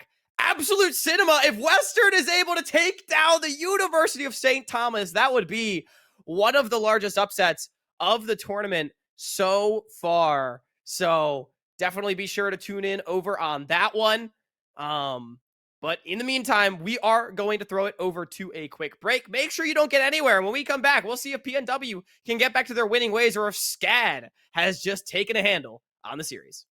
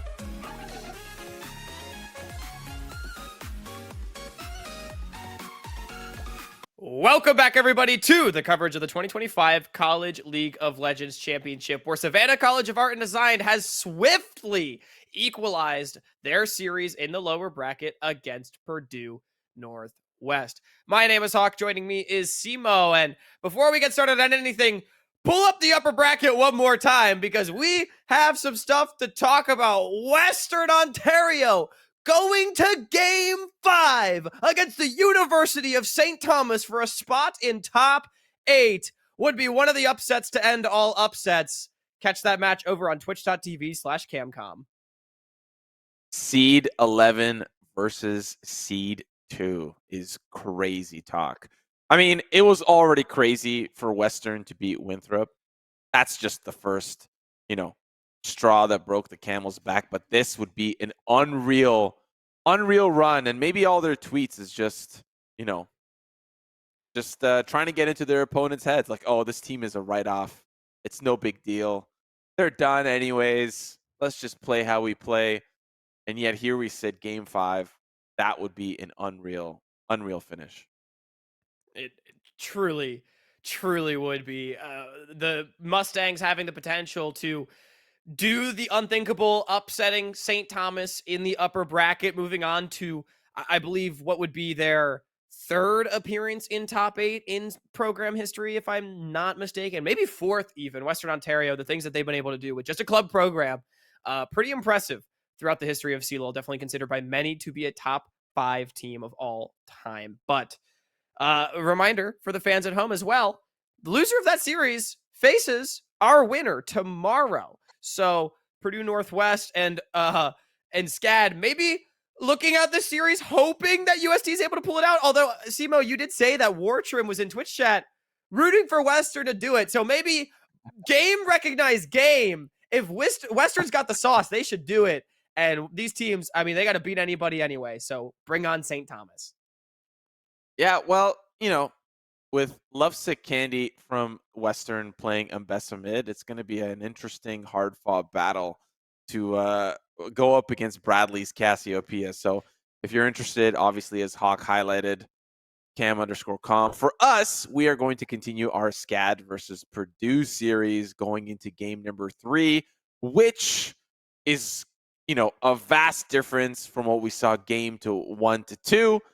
If 3 is going to continue part of the course for 2, it really depends on the draft. And I think you probably have, or maybe not even just the draft, but Nukes' performance as well. Do they swap roles again to try to, etch out a win? What is the plan here for Purdue to bounce back in this series? It's definitely a difficult question to answer because, yeah, as you mentioned, it's been 2 straight games of Kaisa for Nukes on 80 carry, role swapping into marksman for the first time for Purdue Northwest on this entire series, with Udon Badan going down to support. And it has been really good in game 1 and really terrible in game 2. And Udon Badan, back-to-back games of engaged supports. The Caitlyn Hui lane seemed like the answer to me from Skypture and Mixture, and they did not overreach at level 1. They simply played hard for their 2v2, and they were able to pull it out. Worth noting as well, SCAD is back on the blue side, and they blind picked that bottom lane. By the way, Kai'Sa was taken on R3, Caitlyn Hui on blue 4 and 5, and then it was Udon Badan that picked the Leona R5, and I was extremely critical of that lock-in. At the very least, if PNW wants to continue counterpicking for their bottom lane, I need to see them counterpick a winning matchup. This is 2 games in a row that they've used R5 to just take generic tank support. And to me, that is a misuse of draft capital. They have changed up the bans, at the very least, getting rid of the Vi. Varus immediately snapped up by Skypture as a result, as it had been banned in the previous 2 games. But that does mean ISO off the Scion. So we do already get a pretty substantial shakeup between these 2 teams. Yeah, just based on one ban, the Varus opens up endless possibilities for the rest of the picks to kind of follow suit. And for the first time, we see Nukes on a different 80 carry, as you kind of highlighted. Probably going to be a little bit of an easier time because Kai'Sa's early game is just so rough. And for Ezreal, get that one item, and you can really start cooking. Ooh. So picks are coming in quickly. ISO on the Ornn of all things, and the Azir taken away by Tynox. This opens up Aljun's Hui. I think Aljun has an excellent Hui. It's a really strong matchup. End of the Azir also could go towards something like Victor if he wanted to. I don't know how I feel about the Azir blind for Tynox, just because I feel that it is more punishable for Aljun to try to get a really advantageous matchup. Instead, they go towards the Nidalee for Alchemist. What? Sorry, I cannot endorse this. This is not the pick. Yeah, I mean, there's other better picks that are open and available in this particular circumstance. I think a Xin Zhao would be kind of maybe not part of the course, but a decent option. But the Nidalee is what we end up going with, as the bans are going to continue to try to pinch the support pool for both supports. And the Hui taken off the table. So Aljun not going to be picking that up for the mid lane this time around. And obviously, Mixture not going to be able to play it in the bot lane, partnered up with the Varus. So a crucial ban for Purdue's success, I think. But still, this bot lane on SCAD can still do numbers even without the Hui, I believe. Yeah, I mean, I don't like this. Aljun, I mean, probably goes for Victor here if I had to guess. Aurora, also a possibility. Tristana's fine. I'm okay with Tristana, and this does justify the Nidalee pick that little bit more. It does give you some of that magic damage flavor, as well as the value on the Primal Surge, having double 80 carries. But I feel like this is such a risky pick from Alchemist. We could have just gone Bruiser Mage, like Fighter Mage, and it would have been chill. Now we get War Trim going over towards the Wukong. It is a really strong fighter pick. I mean, SCAD, yet again, going to have incredible ease of execution in their composition with a Mixture special, the Zerath, something that he popularized back in OQs as the poke dominating lane focus pick. Now, Udon Badan, please do not pick and engage support that is going to get bullied out in this lane. Ezreal Karma's good. Yeah, Karma's the hover. It'd be good to lock it. I mean, Leona Nautilus. I mean, there are obviously other engaged supports that are still available to pick, but good. Karma's locked in. I do want to highlight this point about Aljun playing an 80 carry mid. I think it is an insurance policy. Just in case Nukes has a little bit of a rougher performance, you have an insurance policy that allows Aljun to still do considerable AD damage. But what you're sacrificing is the AP flavor that you mentioned. Are we going to have reliable damage from Alchemist and Udon Badan in the AP department? maybe, maybe not, considering Azir just so well-rounded. Of course, it's not possible to pick, but there are other control mages like you highlighted. So I think what you create on one hand, this insurance policy in case Nukes doesn't follow up, but on the other hand, you're now suffering in the magic department. And, that might be easier for SCAD to itemize against in the long run. It'll have to depend on Alchemist's ability to do damage. That's really the big question here. I mean, a good amount of mixed damage from the Ezreal, and can't discount the damage that just double ADCs can provide in the first place. I think something that's important to recognize is I actually think in a vacuum that PNW's composition is pretty good. They have a great 2v2 with the Ezreal Karma against the Xerath lane for SCAD, and they also have a winning matchup for Aljun, I think really for the first time in the series on a hyper scaling pick. And Nidalee is theoretically fine here. Like, I don't think it's necessarily a bad pick with the composition they ended up with, but the issue that I have is, first of all, we have Aljun off a mage for the first time in 2025 competitive play. He's played exclusively mages in the NACL, and he's played exclusively mages so far in CLOL 2025. I don't know how many ADCs he was playing in MEC. It is something that we've just not really seen from him too much. Not that he can't play it. He's obviously very capable. It's just not been the style that we've come to expect. And more importantly to me, I feel that the risk versus reward of putting Alchemist on Nidalee is just not there. It's putting so much early game responsibility and burden of execution on this PNW jungler that I just don't feel needs to be there. I am happy to be proven wrong, but I give out my Nidalee pass to North American junglers very sparingly. And currently Alchemist is not on that list. He is absolutely going to need to earn it today, though, if they do not want to go down to match point. Yeah. And kind of shifting gears back over towards the opposite side, we just talked about the composition that you highlighted for Purdue being not too bad in most cases. On the opposite side, the bot lane, Varus, Xerath, gonna, I think, still be in a position to be aggressive. But this time around, I think it'll be a little bit harder to bully Nukes and Udambadan completely out of contention. The Leona having tough range against Caitlyn Hui. This time around, we have, of course, Karma's range compared to Xerath is smaller, but you still have, poke versus poke realistically, Enchanter versus Enchanter on both sides. It's going to be, a little bit of a bloodbath in the bot lane. So we'll see how that kind of unfolds for Nukes. That's our big question. If Nukes can find at least even footing against Skypeshare, that's a huge win already. We saw that in game one actually be completely blown up. But this time, if he can go even, there are some variables that Purdue has a chance to play with, at least. I mean, what makes this game much different is that SCAD has locked in much more of a scaling composition with the Ornn for ISO, as well as a lot more late game coming through with the Azir, the Varus, the Xerath, just more AoE damage, more damage across the board for their composition in a very well built front to back team fight comp. An important thing to remember from game one, as you sort of touched on, Simo, is that PNW out executed in the 5 versus 5. Nukes and Aljun specifically just having the hands really to win out in those team fights. So we'll see if with the composition really well built to play those late game 5v5s, if SCAD is able to overcome that challenge. But I do agree, it's a very different look. Their win did just come off of dominating the bottom lane. The expectation, at least based on the draft, is that PNW should be able to go even. Nukes, Udambadan on the Ezreal Karma should be fine. Skypeshare and Mix, if a lead comes, it is off of individual skill alone, which was something we highlighted coming into this series. We'll see if they can generate a lead. I think, to me, though, I have all eyes on Aljun and Alchemist in this game.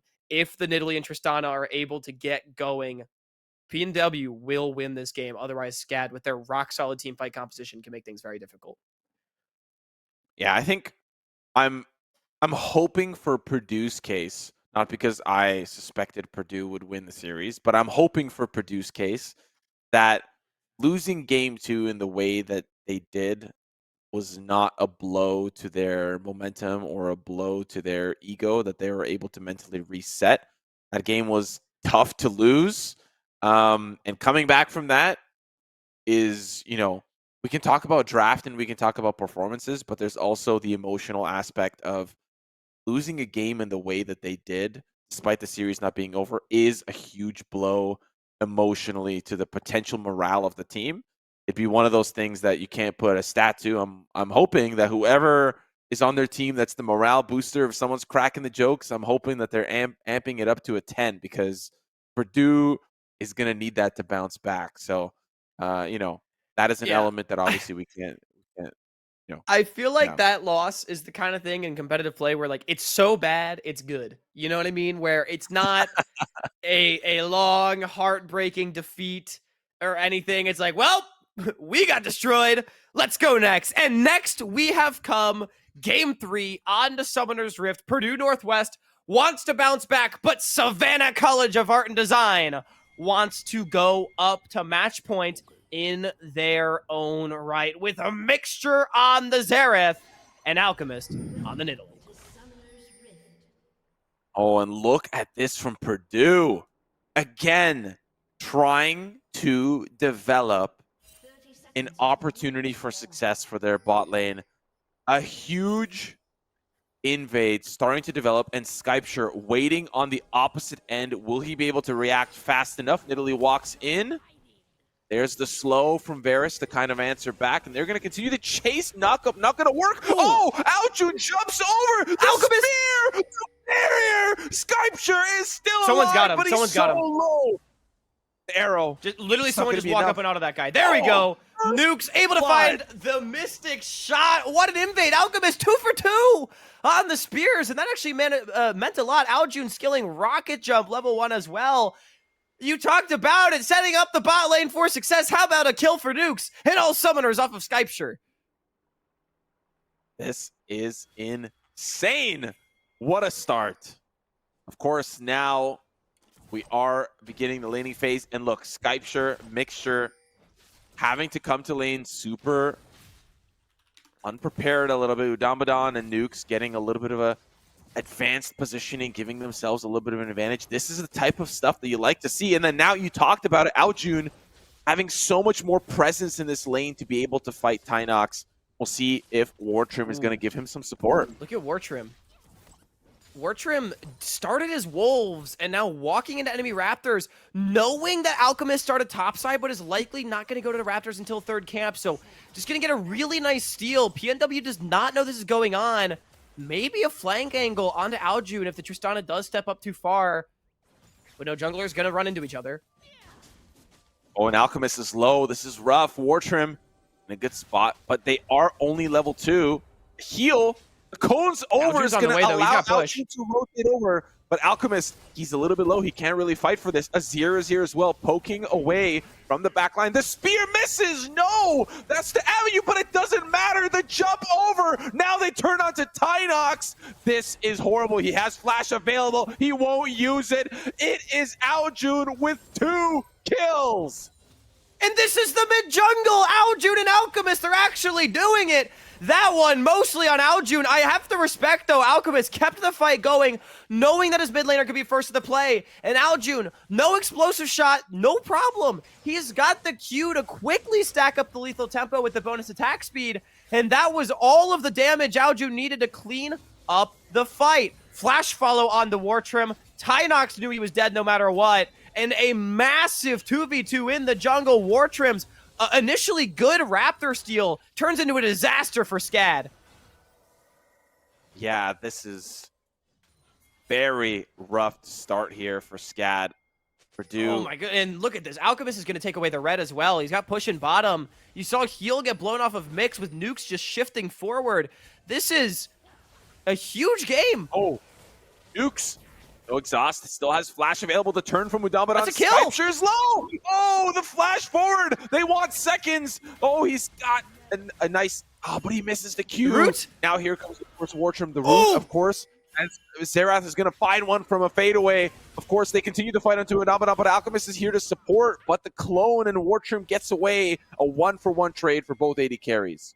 That's really good for Nukes, though. If we can look at that wave again, it is pushing into the Ezreal. He is more than happy to trade out 1-for-1 with Skypeshire. And, I mean, yeah, Xerath getting the kill, pretty good for SCAD, but I think Nukes is very happy with this. Both of these AD carries, 2 on the board apiece. It's TP bottom from ISO. SCAD, we saw this in game 1. Bottom lane started going against them, and they lane swap away to try to salvage something. Purdue Northwest, what an early game it has been from them so far. Amazing stuff, and it really continues to get worse and worse. Like you highlighted, Aljun having a lot of agency in this 1v1, but we did not see this in the Syndra Azir lane. It was just a little bit of a handshake, maybe a little bit of a CS lead for Aljun, but this time, Pinox really showing that he's just trying to stay alive in this lane at the moment.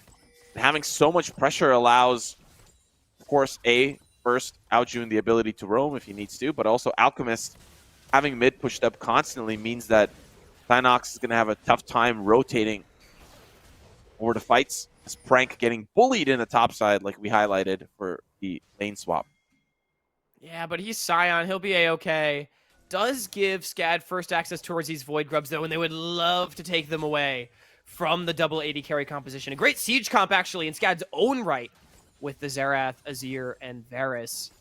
We'll see if PNW does want to go for a contest. They have rotated their bottom lane, or rather half their bottom lane, up towards mid, just leaving Nukes alone down on that side. If Prank can hit level 6 before these grubs come up. There it is.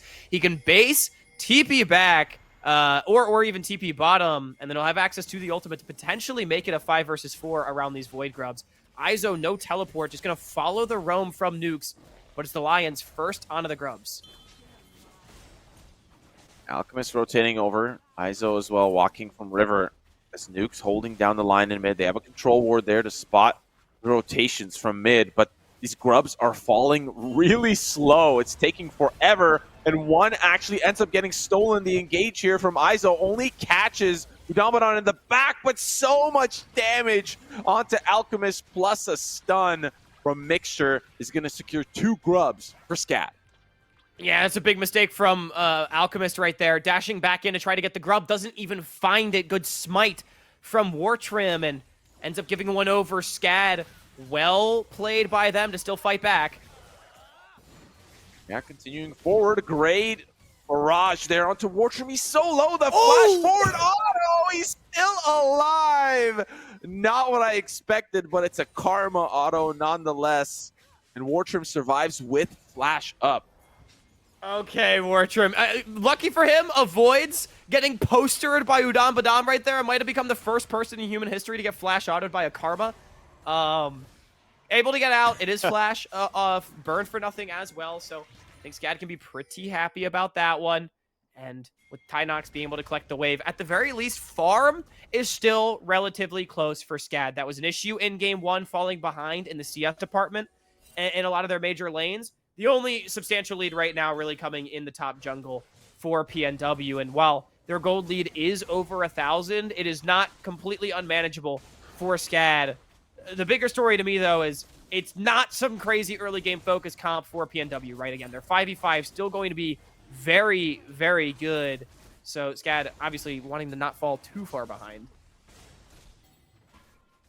I like how fast SCAD adapts to the lane swap, right? Like we saw, of course, as we see Poke coming out to Karma. Now the re-engage here as Aljun flash actually from Skypeshire, and they're going to continue the chase. Here comes the unstoppable onslaught, the flash, but it still catches Mixture. No flash, no heal. He is gone as they catch one out. Aljun continuing forward. The barrier, will it be enough to keep him alive? Yes. And he will be able to recall the safety, but both summoners burned for ADC and bot from SCAD. Aljun did lose flash of his own for it. ISO getting a little bit of free time, but I mean, PNW more than happy to do this. I love this adaptation. Purdue Northwest, it feels like for the first time in this series, giving resources straight to Aljun, to their best player. They've played around the mid jungle much more. They gave Aljun the counter pick, and they are letting him jump forward, and I like this a lot. Great pick onto Mix for his first death of the game. Nuke's able to pick up the mid wave in the meantime, And although the gold lead doesn't grow too much from the rotation, it is still more gold going into the right places. Yeah, and that's going to give them the advantage that they are looking for, because last game, things ran away from them relatively quickly. And, you know, despite that fact, it's still the SCAD bot lane trying to keep things competitive, and I think they are doing so. But, of course, Aljun getting the resources means that it's a little bit more difficult for Skypeshire to put himself into a carry position. Aljun now just roaming around the map, clearing waves, finding lanes where he can get some gold and get some resources like you've highlighted. And a reminder, every single player in the series, save for Izo, the opportunity to make top 12 at CLOL for the first time in their careers. I'm looking at a guy like Prank, potentially in a position in this game too to move up to a match point situation. He has been in CLOL. This is now his 4th year. And what an achievement it would be for him to get to this point in his career. Oh, an engaged Alchemist! Sorry. Oh, okay, it's 2 kills going over. 2, SCAD, really nicely done. Skypeshire able to survive the engage. PNW going a bit too far forward, and maybe getting too ahead of myself. I mean, 10 minutes in, yes, PNW's ahead, but SCAD is fighting back very nicely. Prank, you're gonna need to work a little bit harder for that top 12, most certainly, as maybe he needs to tell his team not to go so aggressive. A good punish coming out from SCAD is going to net them the Void Grubs as well. That is TP from Aljun, maybe mounting a long contest here. Oh, the cone over, and they want to fight for it. Prank actually going to take one of those Void Grubs. Warcher falling so low as Udambadan just kiting us. He's walking alongside Prank. On the opposite side, Aljun finds a pick as they are just decimating the SCAD lineup. Udambadan just trying to stay alive and kites out. A huge execution from Purdue. Oh, and despite the one fight earlier for SCAD, it's PNW that get 4 kills on the back end, and still 2 of the Grubs. We're seeing Grubs getting stolen from every pot this time around. Izo, again, more free time, but, I mean, this guy's just ignoring it. Don't matter. I love seeing Prank group up with the team in the manner that he has. And PNW continuing to move through this game. SCAD, they still do have that strong team fight composition, but looking like a challenge as Alchemist may be caught. Oh, not quite yet. Shocking Orb, not going to connect, not stun, but again, this time for SCAD, it's a little bit difficult to answer Aljun. Let's have a look at this replay. I mean, great participation from Frank, but I really just have to highlight Udambadan, who was just kind of angling himself like a carrot on a stick for SCAD to try to pick up, while the rest of the team was like, all right, fine, we have a great opportunity, but also Aljun off to the side to pick on his own, and that's going to be tough to deal with as the game continues. Yeah, I think Aljun with a great TP, great position in that fight, and really nicely played. I mean, it was just SCAD. They took a little too long. They got the initial 2 picks right, but used so much to be able to do that, and the respawn timer is short enough that PNW, recognizing that they could mount a contest, get everybody into position, and now their gold lead is bigger than it ever has been, nearly 3,000, with Dragon spawning in about 10 seconds. Nukes has all summoners. Aljun's flash not quite going to be back up. Skypeshire should have his. So resources slightly favoring the side of SCAD for this one. First item spikes completed for everybody at this point. But it's PNW with first access to the river. Some deep vision as well. Expecting SCAD to walk through. Of course, the poke. Not going to be able to steal away the dragon. Smite secured. Aljun towards that bot side also was ready and laying in wait to answer. That's a great vision to prepare that dragon in the first place. Look towards mid, both bot lanes. Just fighting for control for now. Yeah, I mean, I'm not expecting to see PNW, despite their gold lead, a massive swing in this game, especially with tower plate still up. Top tower is a little low for SCAD. Maybe if PNW can get push in mid, then play up towards this lane, they might be able to take it down. But again, I think mostly this game going to be a lot about the 5v5. Double 80 carry composition against a lot of scaling on the side of SCAD. I think here comes that rotation towards top tier 1, though, with Nukes getting caught. Yeah. Shocking Orb. And that's all she wrote. Of course, Udambadan rotating towards that top side. Maybe they were trying to catch Tynox out of position. You can also see Alchemist there kind of laying in the wings. And of course, leave your ADC alone. Mixture is going to capitalize on that, no doubt. Yeah, good pick coming out from SCAD. I will say, like, it's not the end of the world for PNW. They will be able to hold on to their mid lane tier 1. At least they should be able to with Alchemist on the way. So, you know, they get to the first tower of the game. They can be pretty happy about that. Nukes didn't blow any summoners, which is definitely for the best, putting them in the best position possible to fight for this Rift Herald spawning in about 1 minute and 10 seconds. Despite the position that I feel like Purdue are in, you know, and Alchemist a little bit. The close actually blue taken away, shared here with Mixture, but this poke comp, if really SCAD and Purdue continue to go relatively even, of course there's a little bit of an advantage, but if SCAD can kind of keep things competitive and not let this lead slip away, as we get to like later stages, Dragon Soul, Baron fights, if SCAD can continue to provide heavy poke before the fights start, it can be something to keep an eye on how Azir, Varus, and Xerath work together, but it does also depend on a pretty tanky front line and somebody like Izo to be able to stall fights out long enough for poke to really start to hurt, and depending on the itemization as well. But these are some things I'm thinking about for the later stages. For now, Purdue is just trying to not let things get to that point.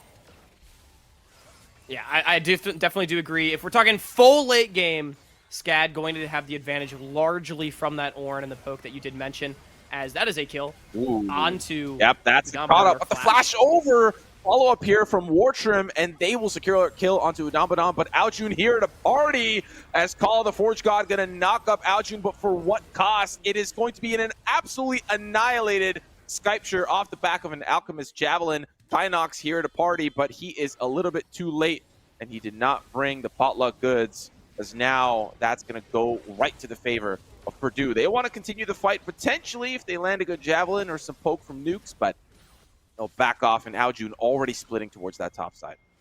Should be a Rift Herald going the way of Purdue Northwest. Aljun on a heater on this Tristana. I questioned how he would look on the AD carry pick, and my word, he's 4-0-3. The positioning in that fight was tremendous, and not to take away from the series that we're watching right here for a second, Simo, but an upset alert in the bracket. The University of Western Ontario in 5 games has defeated the University of St. Thomas. Former back-to-back CLOL champions have fallen to the lower bracket and will play the winner of this game. Tremendous result for Western. As we get a look at the end of that fight, it was simply Aljun on the flank crushing it, and it's Aljun continuing to crush it as Nukes gets a kill. Yeah, Wartrim going to fall in a crazy match. UST to go into review in the later stages, and of course, for the winner of this to review and see what were the keys to success, as Purdue is finding those exact keys in this game, finding a tier 2 in the top lane. And Purdue slowly extending their lead. More than 4,000 gold at this point. Kills on all the right carries in all the right places. And Dragon next up to bat for both teams to consider. Yeah, Aljun, the only person on Summoner's Rift, alongside actually Nukes, to have 2 completed items. Nukes approaching that Muramana. The item spike right now for PNW is just monstrous. And again, I cannot overstate how much responsibility was on this mid-jungle for PNW in this game, and they have absolutely risen to the occasion. All signs pointing towards a favorable fight. They still have all summoners on both of their AD carries as Udambadan's out. Yeah, a whiff here from Frank, but that's okay. At least the threat of that. Now, of course, with the Dragon spawn, SCAD still need to keep this competitive. Shocking Orb going to stun Frank. Tynox pushing in this bot wave. Dragon has been pulled out of the pit, but now it'll reset back. Uh-oh. Dukes split off from the rest of the team. Aljun finding a lurk onto Tynox off to the side, but now Wartrim in a little bit of a tough spot. They are able to catch out Alchemist. Call the Forge God going to knock up Aljun, but nobody's there to follow up. Prank is going to get knocked up here from Izo. The front line is staying alive, but Aljun still untouched. It's the Ornn falling to the wayside, exploded from the Tristana utility. But Purdue members are a little bit low, as are the members of SCAD, but they are healthier on the side of Purdue to be able to take this dragon. And it looks like it will be forfeited by SCAD. Prank on tank this time around. It don't matter how much damage you do to the Scion if you cannot get to the double 80 carries.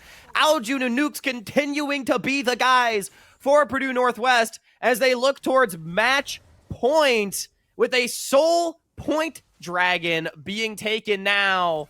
And I mean, Purdue Northwest bouncing back. It is just the tale of this series. First it's SCAD with the Caitlyn comp, and now it's PNW up 5,500 gold, approaching 20 minutes.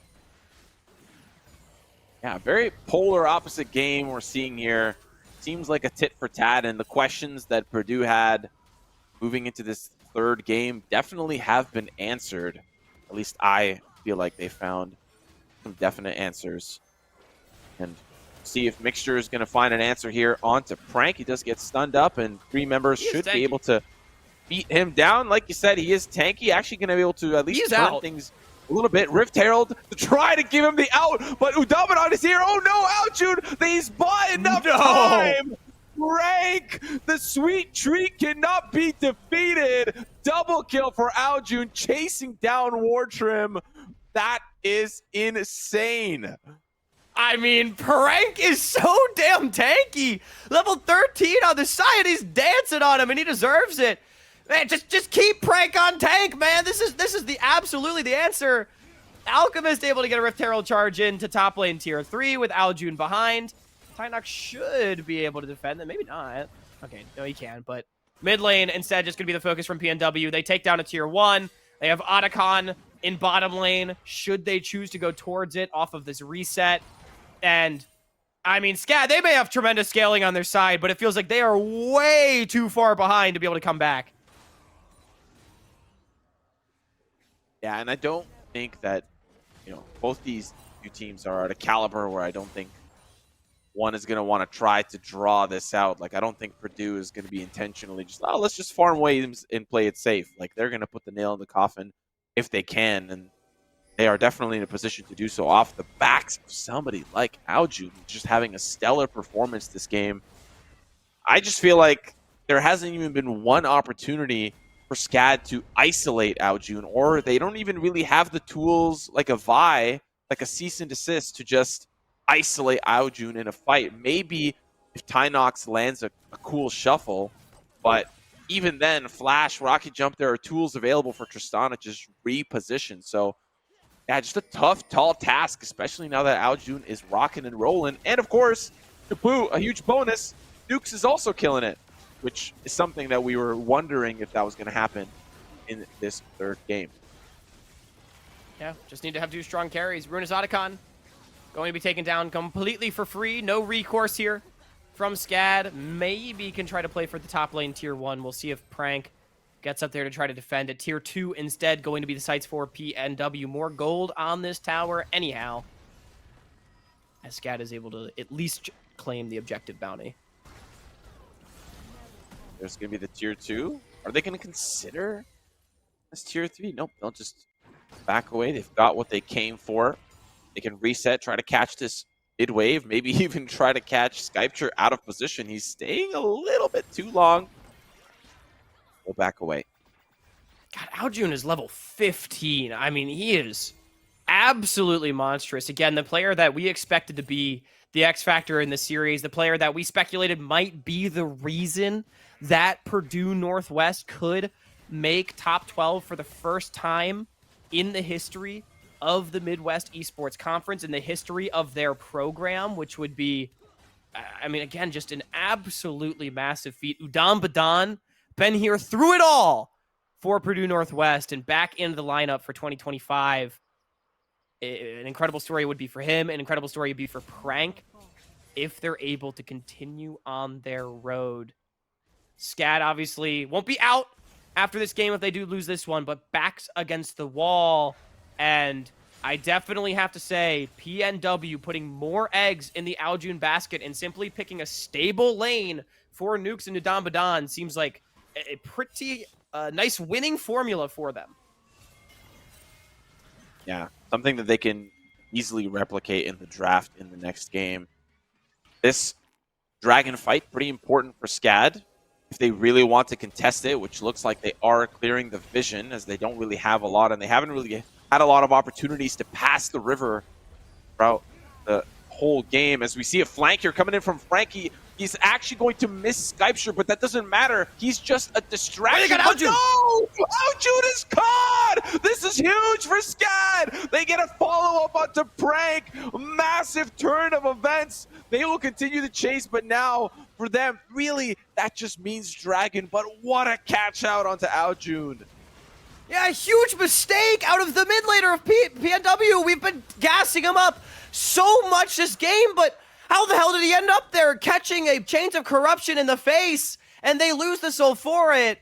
It does not lose them the game. SCAD still down 5,000 gold even after that fight, but, I mean, a big-time misstep, and it's continuing! Yeah, I don't know what Alchemist was doing there, to be honest. Trying to help Nukes and Udamadan poke down this mid lane tier 2, or at least provide insult to injury, but now they've all just overstayed their welcome. Udamadan might be the next to fall. He's kiting his way out. Nukes off to the bottom side is able Nukes to is 1v3. One sculpture. Wartrim now the TP. Another kill from the late arrived Aljun, who's continuing the chase. Iso TPs to mid, flashes to safety, but he will be next to fall. Aljun finally executed by Wartrim, and a quick snipe from Mixture as the fight continues. Nukes is still here providing DPS, and he is unstoppable, eliminating Mixture from the lobby.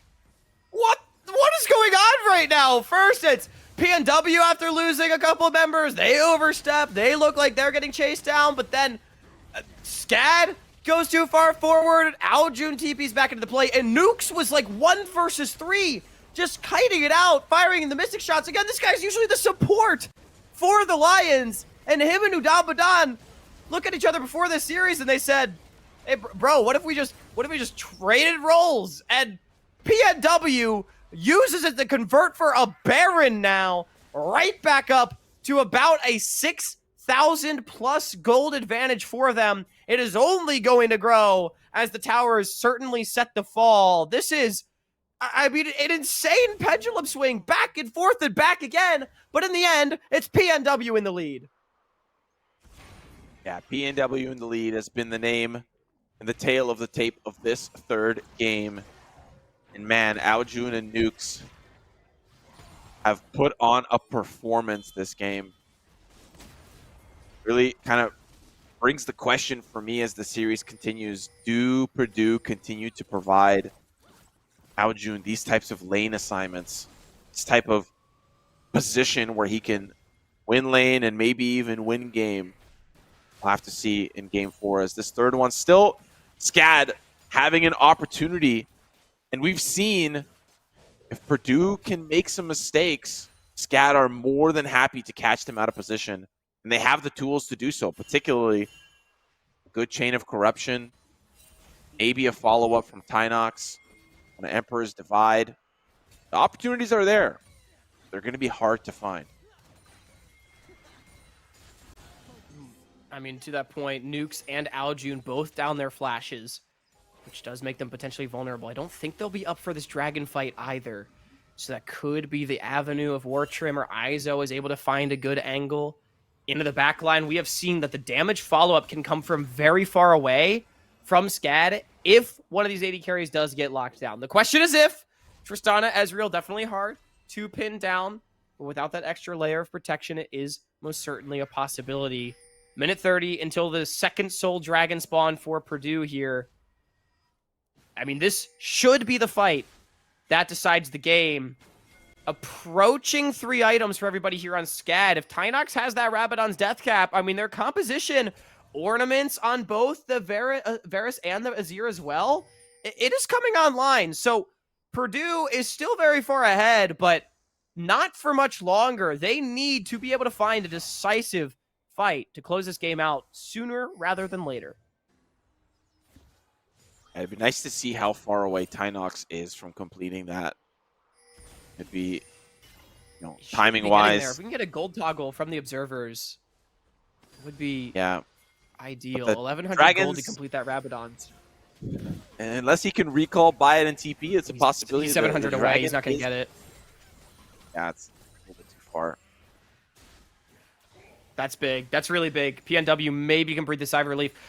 If Tynox plays one more wave, he might have enough gold, but I don't know if he'd get to the Drake in time. Ezreal Tristana can burn it down so fast. He's going to get access to this top wave, though, as Prank is walking down. Does he have it? He's got a Gromp to do. He's doing everything he can to try to farm up for it, but PNW is first to the play. Oh, no. They're so much faster. Or at least they just catch out Izo, and now he's got a recall, but he does have TP available. Yeah. Ooh, okay, Izo able to dodge out on the True Shot Barrage. That would have taken him down. Zerathult not going to be enough. I respect the attempt there from Mix. Doesn't find it. PNW really well played from them, stacking up as 5. Tynox really wanted the gold for that Rabadon's, but SCAD was sort of forced to contest a mid-wave before their Azir was ready, and 5v4, PNW simply flex their muscles. They don't have to kill Izo, just force the bees back, and they're able to get Cloud Soul, one of the strongest in the game. Going to make it that much more difficult to pin down these double 80 carries, and much more effective rotations here from Purdue Northwest.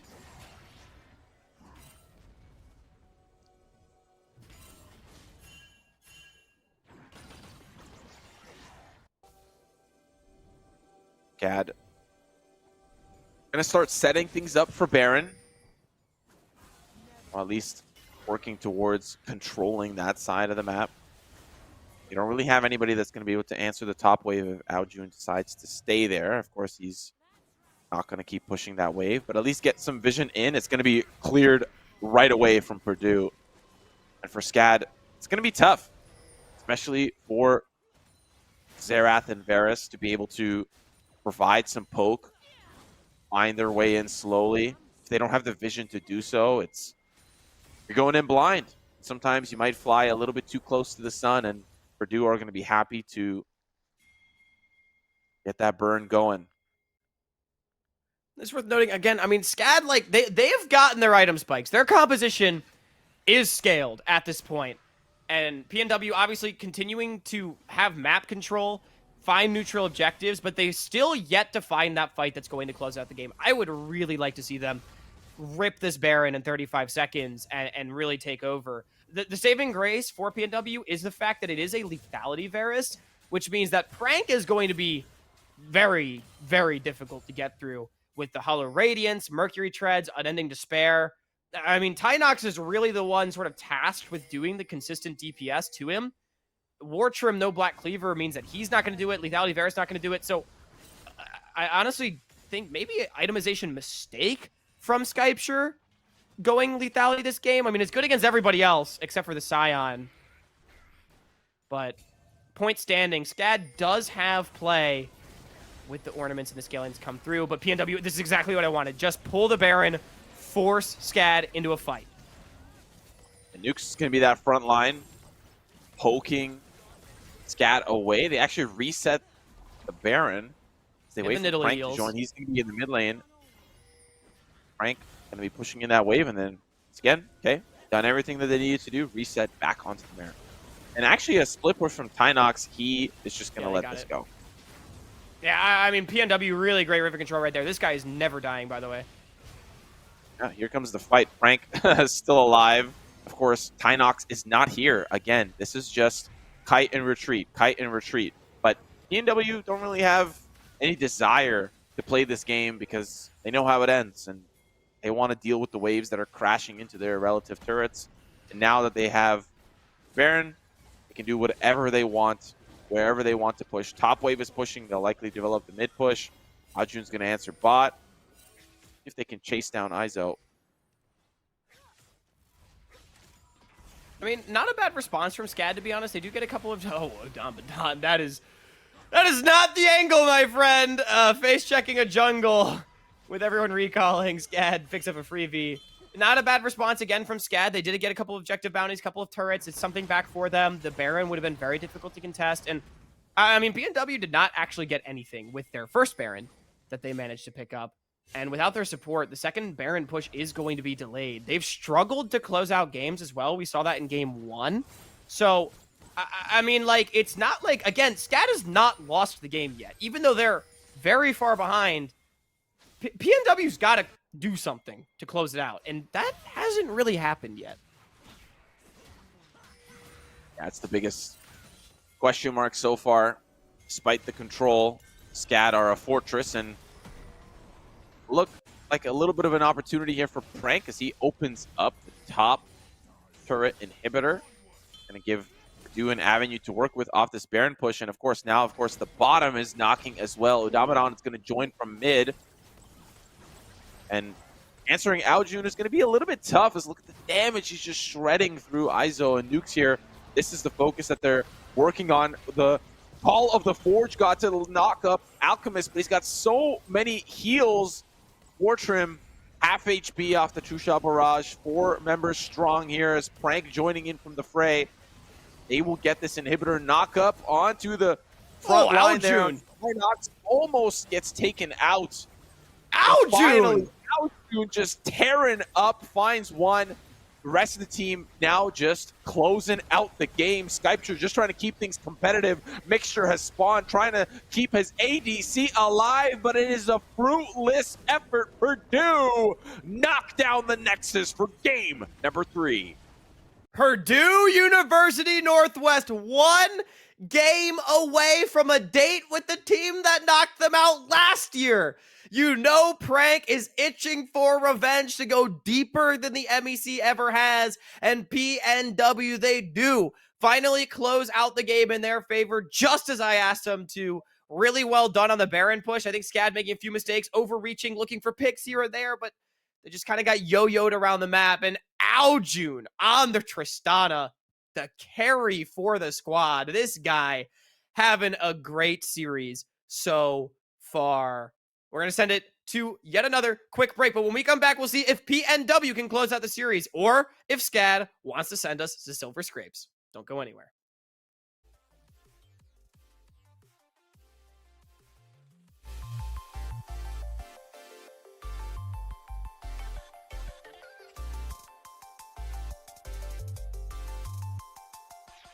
Let's go.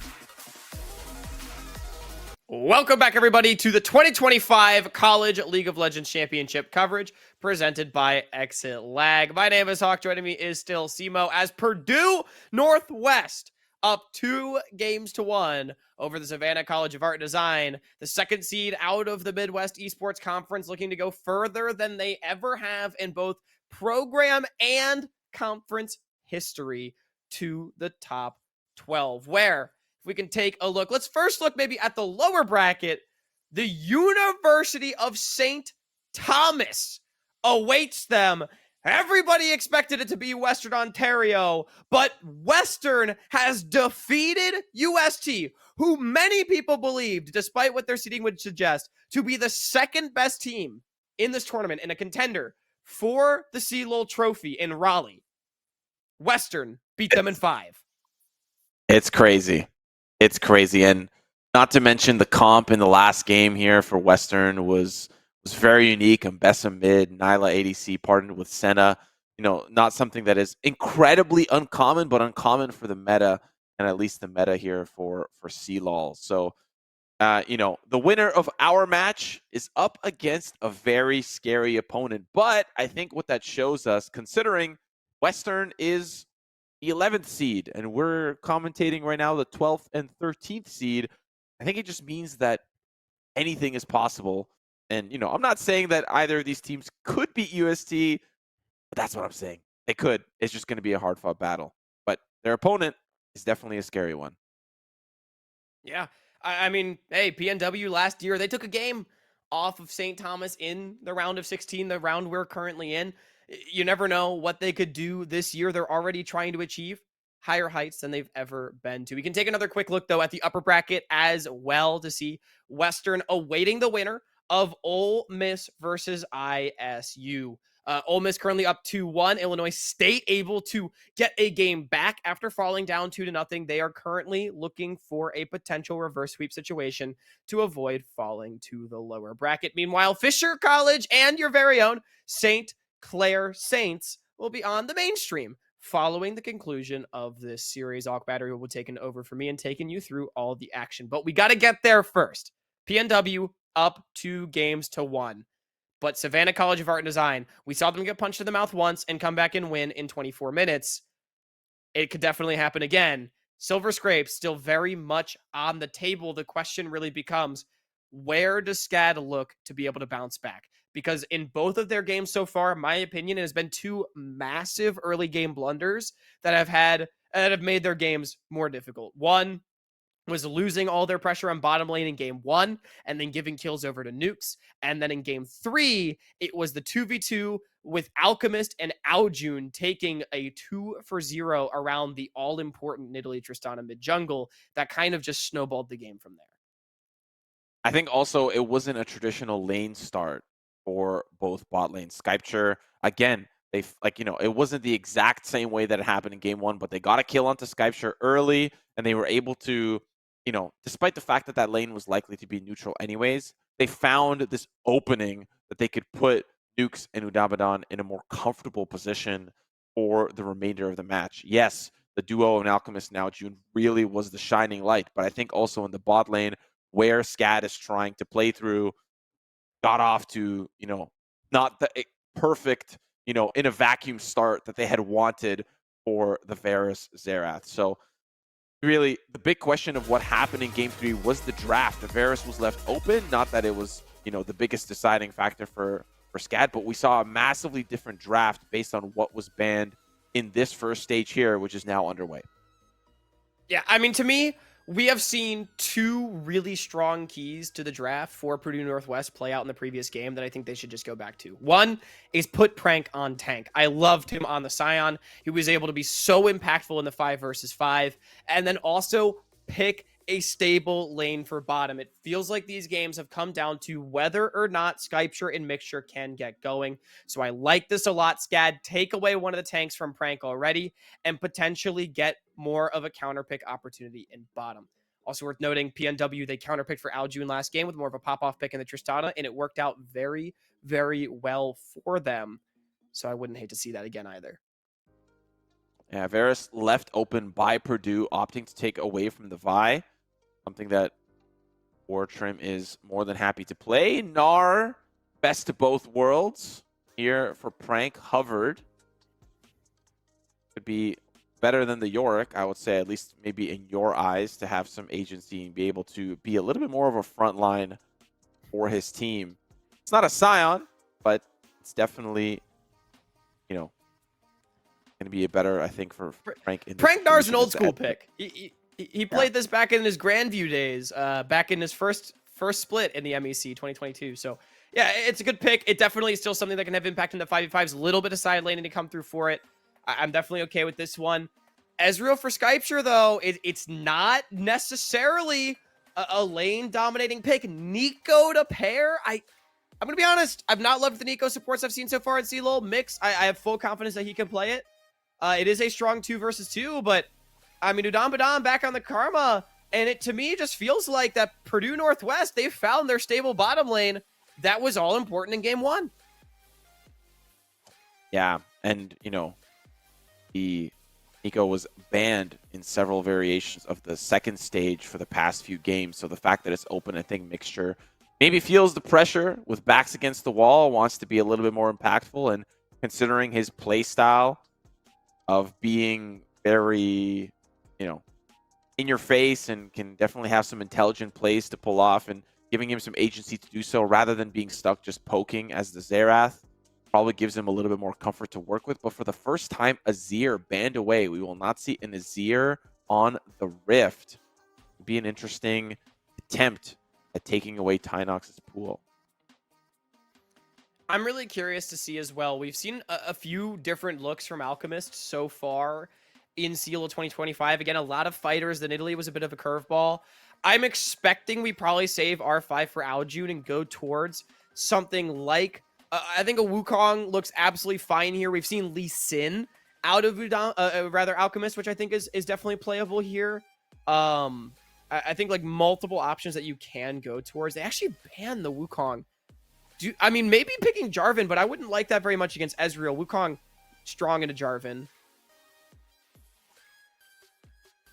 Yeah, lots of options available, particularly for Alchemist as well. We've seen him on the Kindred too. Not that I would recommend that pick in this situation, but you know, it is available.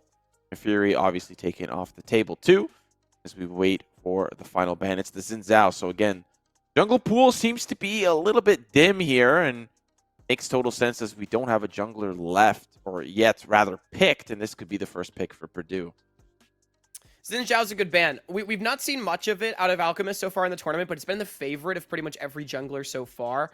Lee Sin is a hover. That's, again, a pick we've seen to success from Alchemist against California State University Northridge. He does lock that one in. It provides early game power and skirmishing. Again, particularly if we're looking at the mid jungle to be strong, you're going to get a counter pick for Aljun. You're going to have this jungler that likes to fight. It should put Alchemist and Aljun in a winning position. And I'm going to be completely honest. I think regardless of what Aljun picks, I think PNW has gotten everything they wanted in their draft. All 3 keys that I just said. So, ball now in SCAD's court. What are they going to pick? And most importantly, how are they going to execute to be able to win despite this situation? Yeah, Syndra, safe pick as a mage, realistically. The safest pick that you could probably blind with in this particular case. And I mean, there's not really a lot of options for you there either, especially with Azir taken away. Pantheon, Jarvan. Jarvan's what's going to get locked in. And not a horrible selection to go up against somebody like Nukes, who's a very immobile AD carry. Galio hover, be interesting. I would like to see something more engagey here. Oh, well, wait, no. We actually, it's Karma. Sorry, I'm going a little crazy. Yasuo hover would be crazy from Aljun here. I like the Aurora a lot. Good early game power. Also has more of that playmaking to come out alongside the Lee Sin. And Gnar kind of diving into the back line. Varus able to follow up damage from afar. It's not the same hyperscaling we've seen from Purdue Northwest so far through 3 games. And they have had some struggles closing things out. But it is very solid in the 5 versus 5. Stable lanes everywhere. A counter pick from Aljun. It checks all of the boxes that we wanted. And for the side, of SCAD. I'm going to be honest, their draft, it's a lot of just trying to blow up people immediately, but there's not a lot of easy targets. On the other side, my eyes just still continue to be on Skypeshare and Mixture. How are they able to generate a win condition for their team by simply the means of being that damned good? Yeah, and I mean the other variables are of course how, like, two things that we've seen pretty consistently in game 1 and 3. Purdue alley-ooping the bot lane, a treat, a +1, a Mario mushroom, giving them a little bit of an edge, or at least a comfortable carpet for them to lay on as they traverse through the lane. And the second thing is the lane swaps. We've seen that consistently from SCAD. When something is not favorable for them, let's switch things up. I've seen SCAD's mid lane fight a top laner. I've seen SCAD's bot lane fight a top laner. I've seen it go round and around and around. And might I say, I like that they do that. They find their weakness and they quickly try to nullify it as fast as possible to stay competitive in the game. The question, though, becomes whenever that's happened, first game, maybe not so much, but in this third game, they tried to do that and they still were not able to kind of claw their way back into the game. So something I'm going to be really keeping my eye on, if they don't find that ball rolling early for Skypeshare and Mixture, those lane swaps, does that help in the big picture for SCAD? And can they claw their way back, not only in this match, but in this series figuratively, because their backs are against the wall?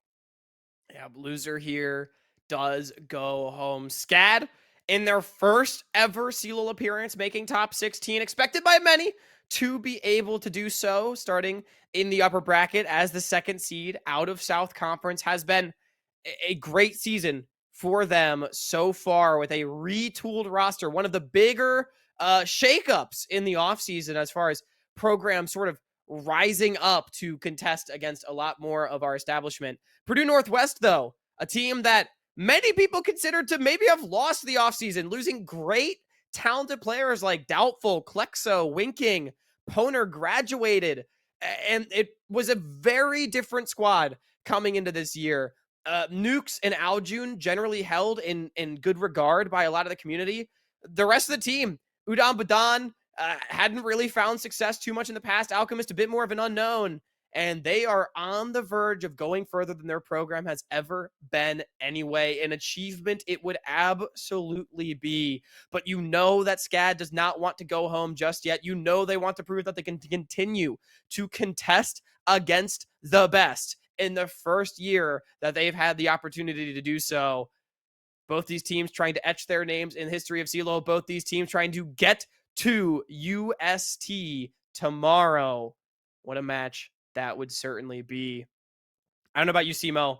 I think Purdue Northwest has everything they want out of their composition. They simply need to execute upon it.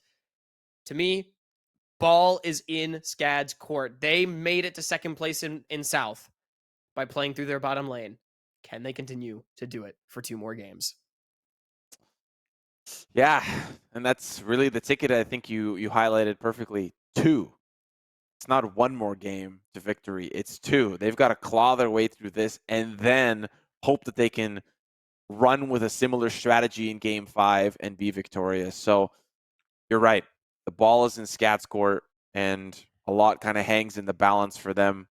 And really this bot lane, we've seen Sion, the Jarvan, the Syndra before.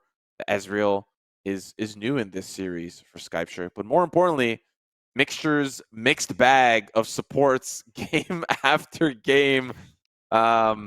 This is something that I think for some teams, if they're caught off guard, the Pop Blossom can be massively game changing in a lot of scenarios. But True. you have to find the alley oop. You have to find the weak link and find that way in there and be successful using that. Yeah, we'll see if PNW can count their minions. That's always the question. Whenever you see Nico in the game, don't like make the Nico work for it. It's a good champion if you don't do the funny, but like if you fall for it, what are we even doing, man? Onto the Rift for game number 4 between Purdue Northwest and the Savannah College of Art and Design, the second seed out of the MEC, trying to ascend to top 12 in the national championship. But the Bees of SCAD wanting to have something to say about it. Now they're the ones 5 stacking a bottom, trying to force a game 5. I think this is just an insurance policy. I don't think they want the same thing to happen last time. Purdue, it's a standard fan out. They're happy to keep things calm, cool, and collected. Prank is a little sad because his friend is not there to dance anymore. Recalls here. Ward in the tri-bush. They are like, we are not letting this happen ever again. And you can actually see from Purdue a counter ward in the lane push. Did not expect any fanciness. Both teams trying to prevent funny footwork for this bot lane. Yeah, I mean, SCAD recognizes that right now, Purdue are the ones with the aggressive composition. Just like last game, Alchemist on the Lee Sin, and some pretty powerful laners here. Varus, Aurora, Gnar. I believe PNW actually got counterpick in all 3 of their lanes. And while none of the matchups are hard winning for them, they are all very comfortable.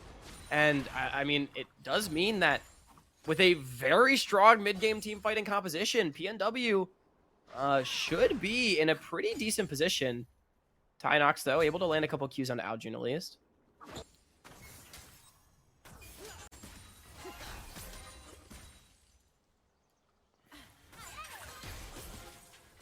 Slow and steady to start.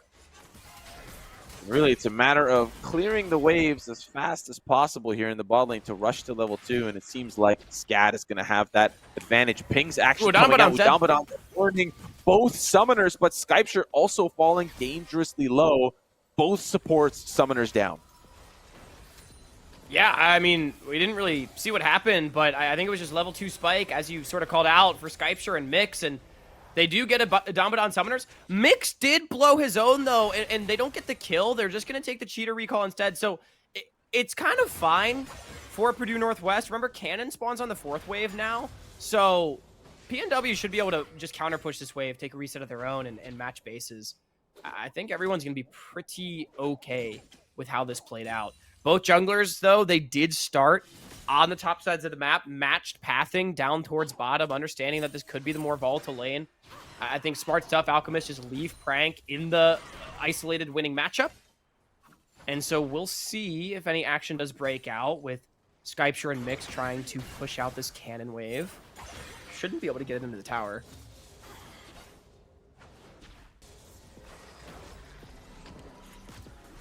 I think, you know, in the bigger picture, considering how SCAD wants to play this bot lane, probably unfortunate to burn those sums and not get the kill, despite you kind of nailing that it's a little bit more even. SCAD probably wanted to walk away at least with a kill and build some momentum. Wow, they're lane swapping again. This is...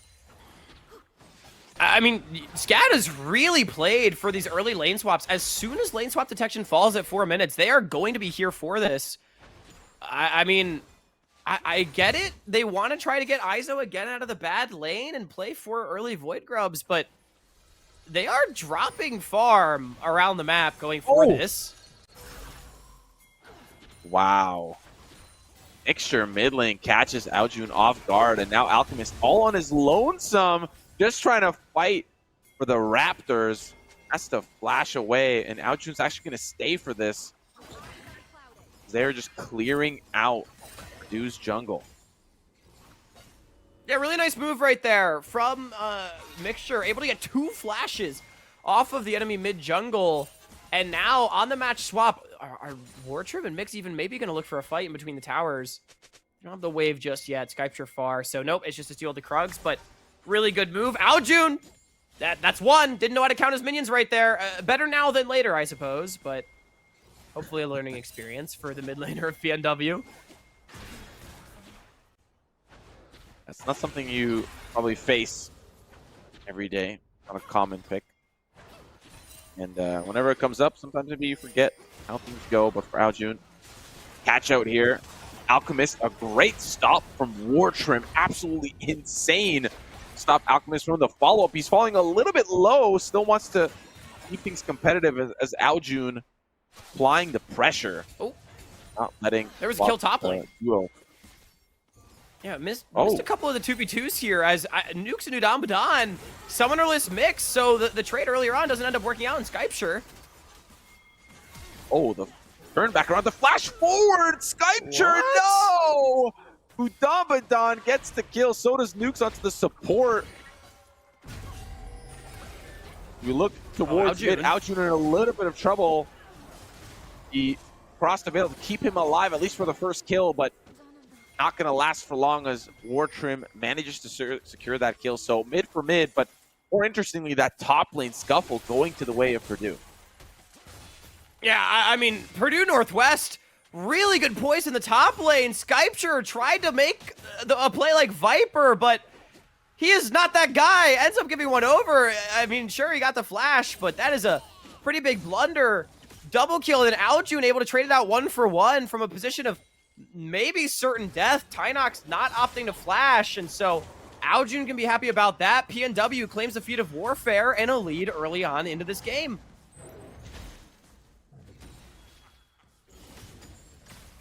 Massive positioning now for Purdue to play off of. Gank here. Udambadan will poke the Tynox safe behind the control ward. Grubs taken here by SCAD as Purdue traded for Dragon. Handshake over the Drake. Yeah, I think both teams more than happy to handshake the objectives with each other. Honestly, I don't think either team is necessarily a big user of grubs. PNW would be the better one with the side laning Gnar, but I don't feel like side laning has really been a big part of this series. It's mostly been about the team fights, and getting those early dragons going to aid in those team fights that much more, forcing the opposition to respond for, you know, the potential threat of an early soul is really, really powerful. So I think Purdue Northwest more than happy to take the trade as it lies. But SCAD generally getting what is considered to be the more powerful objective is continue swapping around the map. Nukes up quite a bit in this game. I mean, nearly 20 CS and, of course, the kill and the assist. This Varus very, very strong. And for yet another game, SCAD's bottom lane not off to the early game advantage that they found their win with in game 2. Yeah, definitely not as we look towards top. Iso stopping a recall here from Aljun. A little bit of a delay on the reset. He's going to still stick around. He's like, if you want me here, I will stay here, no problem. Alchemist not too far away either. As pings come out, deep control ward. Communicating Alchemist's position. Might be a fight towards the bottom side of the map. Prank is hovering. Alchemist not there, though, as you rightly highlighted. So everyone's just going to walk away. Udambadan, though, doing a really good job of controlling the river. Not getting caught out this game, something he has struggled with a bit in this series. And the more PNW can control the river, the better it'll be for them to facilitate these mid-game fights that they need to be able to find. Approaching 9 minutes, feeling very comfortable about their position in this game. SCAD most certainly not out, only about 400, separating these two teams, but it's a good start for the MEC second seed. Back to our reset lanes. Rank ISO top. Bot lane's bot as Nukes caught out of position. Wartrim waiting in the wings, using the flash to secure the kill with both summoners. Nope, sorry, not both summoners, but at least barrier is still up. Nukes on, and that's going to be some plates here for SCAD. One of these days, we'll get to see one of the kills. As I didn't see what happened. I think Mix just flash commit onto flashless Nukes, knowing he had that summoner spell advantage temporarily. So good punish coming out from the bottom lane. It is Mix that gets the kill, but it's something back for SCAD's bot lane, which, as we've highlighted, is very important for them in this series. Yeah, important for their success. And of course, Alchemist. Oh, what a great flash here from Prank. Is he going to get the kill? Flash back from ISO as we might want to look towards that bot side of the map. Wartrim just trying to escape the clutches of the Lee Sin, but a kill actually going over towards Prank. as he manages to hop, skip, jump his way over the Wartrim, Scion. he's so get the kill. cooked. Wartrim in so much trouble here, but the TP coming from Tynox calls off the play and keeps Wartrim alive. Yeah, so really nicely done by PNW in order to get the kill top. Obviously, SCAD, good defense to only let it be one. Izo, big solo kill, though. Yeah, it looks like Nukes just got flashed on by Nico. The whole team was there. Alchemist not able to defend. Well played by SCAD to punish the flash being down from the previous 2v2 from Nukes. But it's actually SCAD up a couple hundred gold. I think mostly off of being able to equalize in the farm department with second grubs on the board. Wartrim going to secure the first one. SCAD also here on the jump, faster to grubs. Off that attempt to gank on Wartrim and bot. You even see the bot lane was already rotating towards that top side early enough. Not here to catch the wave, but to catch the grubs. Pings now from Purdue to answer back with the dragon at least. This is pretty big. Like, SCAD still has all of their cooldowns up if they wanted to fight for this dragon, and they did just secure 6 grubs against the more early game-oriented team. So I'm pretty impressed that SCAD has managed to do that. Again, their macro has generally been better. Neutral objective control has generally been better in this series. Now it's PNW trying to walk in towards this Drake to secure their second, but SCAD is here. Now they've got the numbers advantage. Alchemist has to be a little bit careful, especially in the damage. Cataclysm towards the back line. Dominant has to flash out, but here comes Prank off to the side. Not Meganar quite yet. Chains of Corruption. No way, Wartrim. You're not going anywhere. Executed by Alchemist. They continue the chase, potentially. As Aljun is here as well. Between worlds, not really going to amount to anything, but that should be Dragon secured. I'm going to be honest, that was not well played by Wartrim. Flag, drag, Cataclysm towards a Karma with Flash. Like, you just have to know that Summoner Spell cooldown and know that that's never a worthwhile trade. Wartrim without any cooldowns left is just a free kill. Great claps from Purdue Northwest, don't get me wrong, but Wartrim needs to be able to play these neutral objective sequences better if his team is going to force Game 5. PNW instead comes away with an advantage. They've equalized the gold, and they're up 2 dragons to 0. Definitely a good answer towards the grubs, considering they gave those for free and end up with a kill onto the jungler and the dragon to boot. Now we go back towards the lanes here. Both bots in here towards mid. Skypeshare has to recall, not really high on mana. Have to reset. And a DC from Wartrim. Or maybe. And so PNW with, I mean, it's not even really a lead. That's the saving grace right now for SCAD, but we are getting to this point in the game where PNW's composition is going to be the strongest. Storm Surge on Aljun's Aurora. You have the Yomu's Ghostblade for Nukes. Again, we're seeing another lethality Varus. It's fine. I just worry again about, like, how are we killing Scion later on into the game? Maybe they're playing fast enough, as there's a minion ganking Aljun. He's not going to fall for it this time. Good preparation. And of course, Udamadon waiting in the wings. Alchemist rotating over Nukes as well. Don't think SCAD's going to stick around for this as Prank knocking on bot lane tier 1. Top laners, man. Prank and Izo, I mean, these guys have been playing against each other for years. Both mainstays in the space. Always love to see it. Prank, I think marginally getting the better of Izo in the series so far. We saw the solo kill earlier this game, but Izo, he is going to be a big problem for SCAD, for PNW later on, as this is a good dive. Yeah, great, well executed between worlds. Tanked by Udamadon, the exact person, but Aljun in a little bit of trouble. Pop Blossom catches too! The Ignite is good, but Aljun's still alive. They're able to peel off, and Wartrim has no follow-up. They will survive and escape. Do get flash off of Aljun, but at the cost of Wartrim and Mixture's flashes. True Shot Barrage doesn't find anything. Mix on this support Nico. He doesn't have a completed item. He just doesn't have the damage to clean up the kills on his own.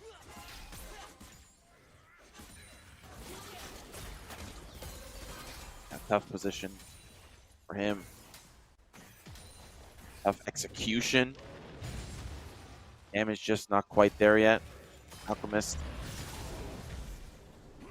Great job on the dive, and then great job on the escape.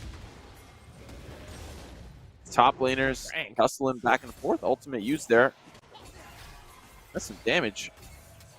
Yeah, I mean, good trading from Prank. Just knowing that he's so strong on this Gnar. Trinity Force already completed. Should hopefully be building towards a Black Cleaver second item. And he's going to be a really big problem on the side lane that does need to be solved. As I don't expect anything to come down here. I think we're just really waiting for the Herald to spawn in about 10 seconds. Dragon a minute and a half later. Those should be the next two objectives we see these teams fighting for. Advantage of resources towards the side of PNW. Again, the gold pretty much dead even. Really just looking at the summoner spells.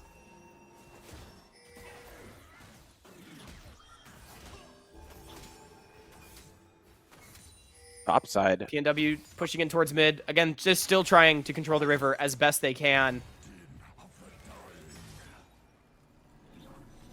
I think Purdue are doing a pretty great job of that.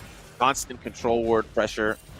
Not letting SCAD have too much of a free reign. Tynox getting caught. Flash out. Prank. Scatter of the week going to delay him further, of course.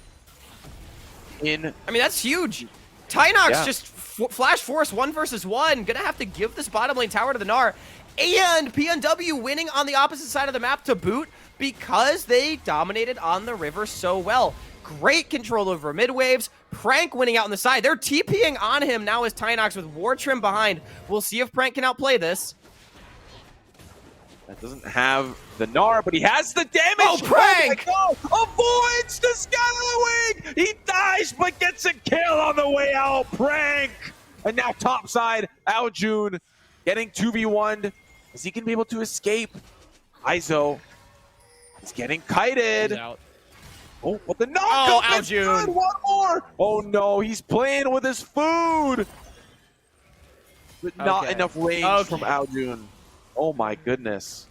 Okay, Aljun made me a little bit nervous right there. At the very least, it looks like SCAD should be able to take this top lane tier 1 with their 6 grubs at the cost of the dragon. But Prankuru, man, the MEC mainstay of this team. He wants to make top 12, getting the tower and outplaying Tynox in the end of it. Sure, Tynox has the ultimate screw you button to trade back the kill, but I mean, that is class right there from the top laner of PNW. It just feels like despite the game being relatively even, PNW, to me, playing with that little bit more swagger in their game today. Especially in this particular match, finding the better end of some trades here, at least as it pertains to kills. Definitely love to see that effort.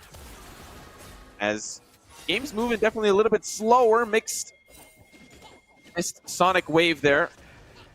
Onto Skypeshare again. Prank. Insult to injury. This might be a worse angle. Yeah, 3 players. Going to be a little bit tough. He is Mega Gnar, so he's going to back away. What? And they let him go. Well, I am so confused by that from SCAD. I mean, maybe they don't want to lose too much control over the bottom side jungle. Maybe they didn't want to overchase into a collapse. But now here comes PNW. That's so much damage. Between worlds, Mixture has no way to survive. War Trim on the retreat.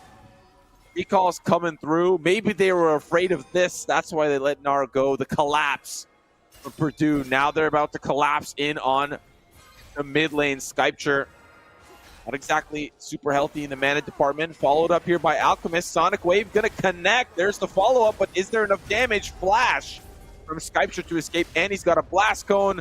Sonic Wave not going to seal the deal or connect, but Udambadan staying a little bit too long. But again, they might just let him go. Yeah, I mean, there's no chase to be had. SCAD's out of resources.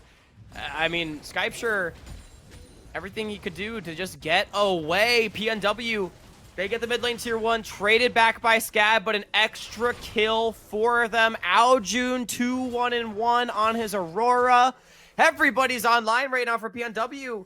Skypeshare, he's not made it to that Muramana spike just yet. Tynox with the Blackfire on Syndra.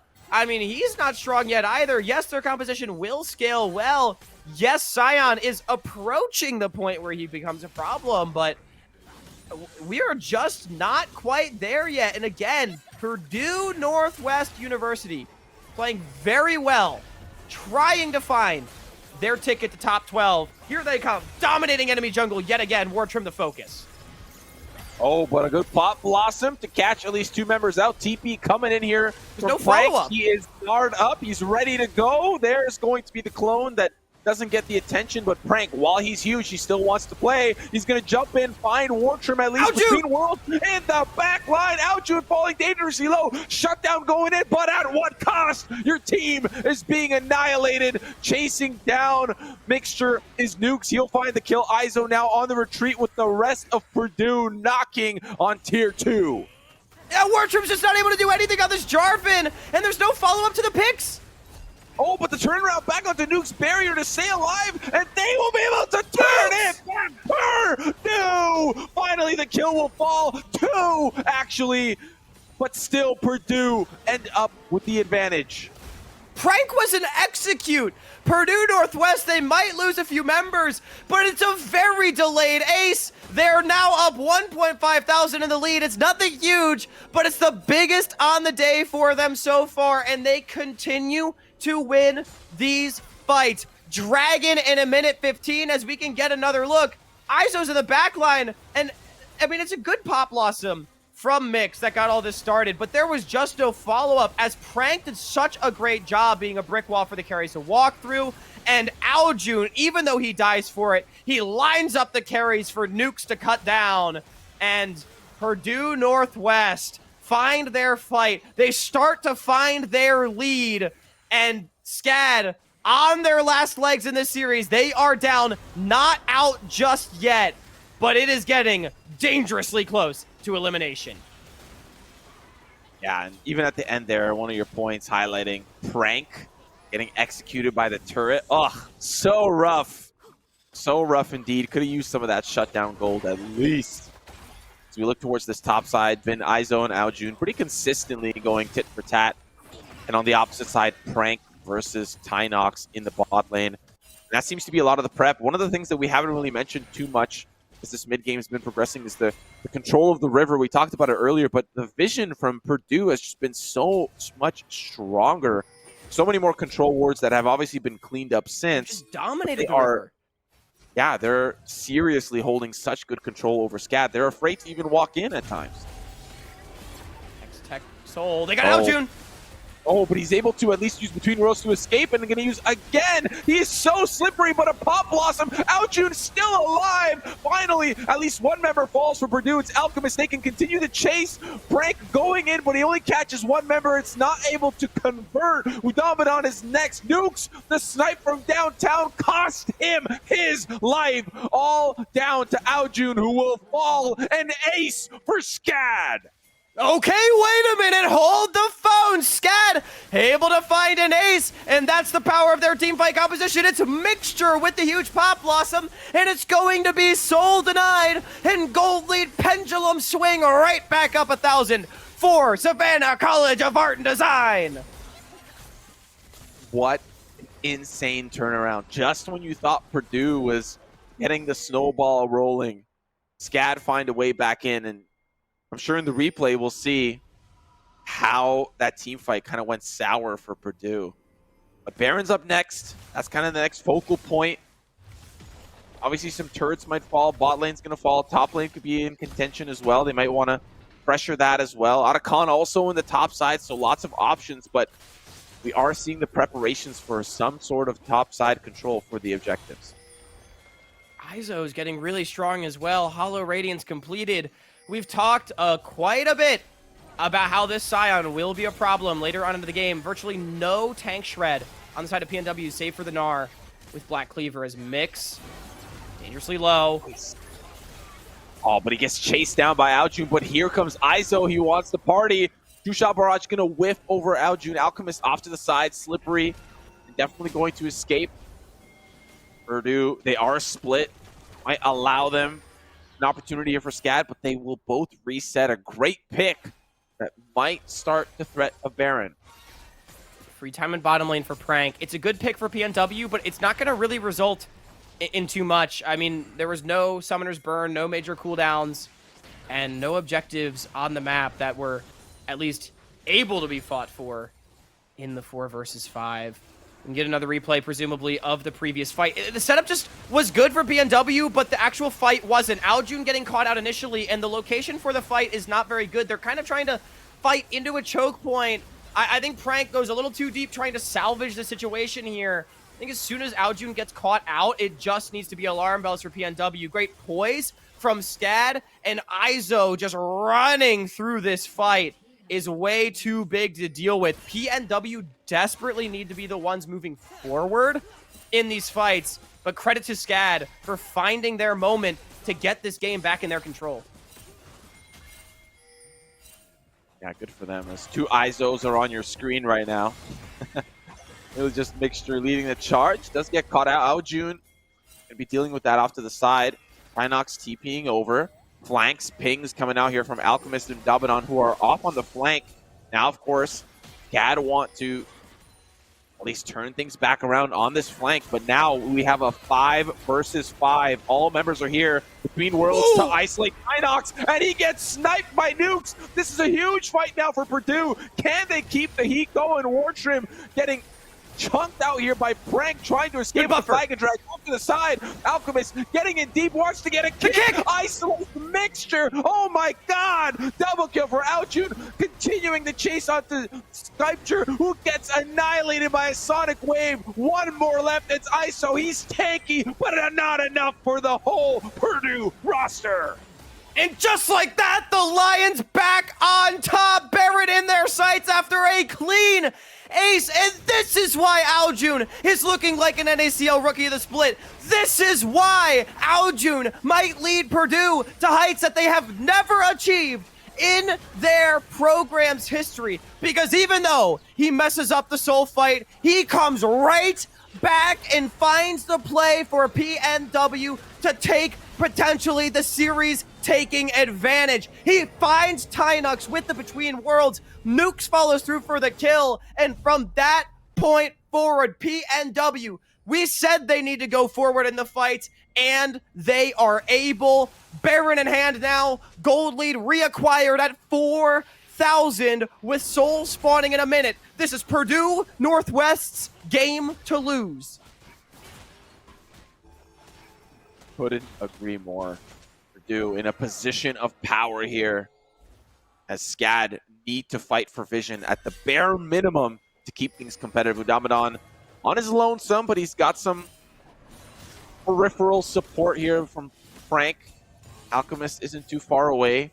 Aljun splitting towards that top side with the Baron buff, has TP available. Recalls here from Udamadan to get that ward reset.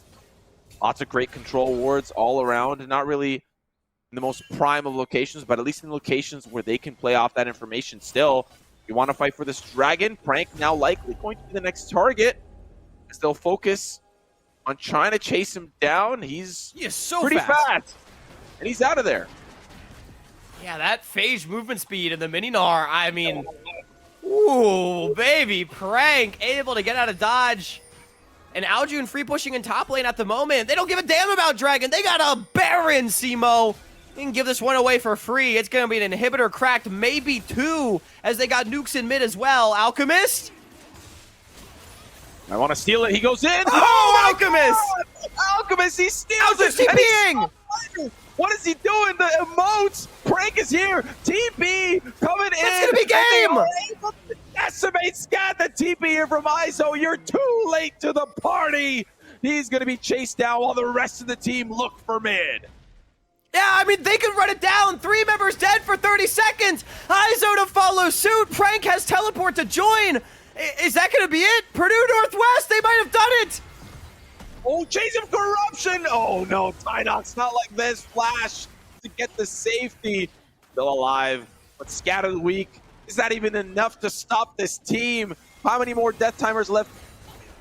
Mixture, 3 seconds left, but it might be too little too late. Tynox is down. First turret. Here comes a fake ward Orchard, but of course, Pop Blossom, not even enough to take down Alchemist, at least not yet. There's going to be the follow-up from Orchard. They're at least going to find Mixture. Another one here. Nukes is cooking the back line. Turrets now the focus.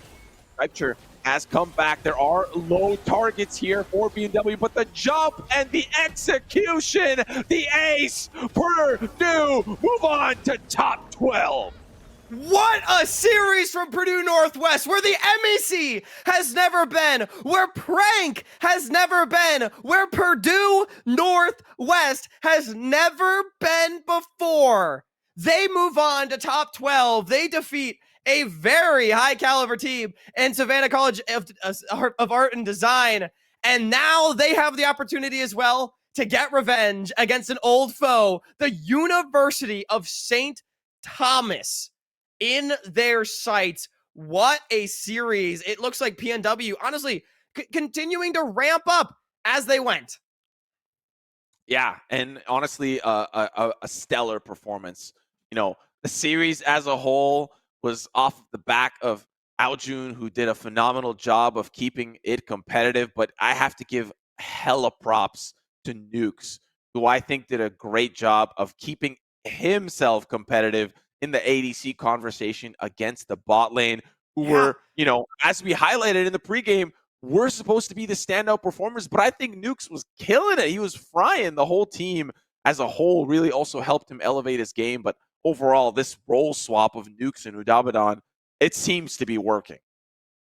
Yeah, I mean, just so impressive. Nukes, you have to give him and Udabadan so much credit for just deciding to role swap for today, deciding it was best for the team. I do think, I mean, game 2 was horrible. Everything else, pretty good series from them. Like, they did the thing, and we expected bottom lane to be the big strong point for SCAD, and it was for one game. We saw what it was capable of, but honestly, our expectations came true. The bottom lane was good for SCAD. Mix, I thought, had a great series in the support role, but Aljun in the mid jungle was better for PNW. I want to give Alchemist a shout out as well, who I think actually had a really, really good series, especially on the Nidalee and the Lee Sin. I did not expect the Nidalee pick to work out, but it did. He had a good game on the pick. Prank getting the better of a former top 4 appearing CLOL top laner. The Rock, as he's known, Izo. I mean, like everybody, it felt like a full team effort for Purdue Northwest. But I think we got to talk about the one that really stood above the rest, and it should be clear based on how much we talked about him, a potential rookie of the split in the NACL, and now in his first split of CLOL, making top 12.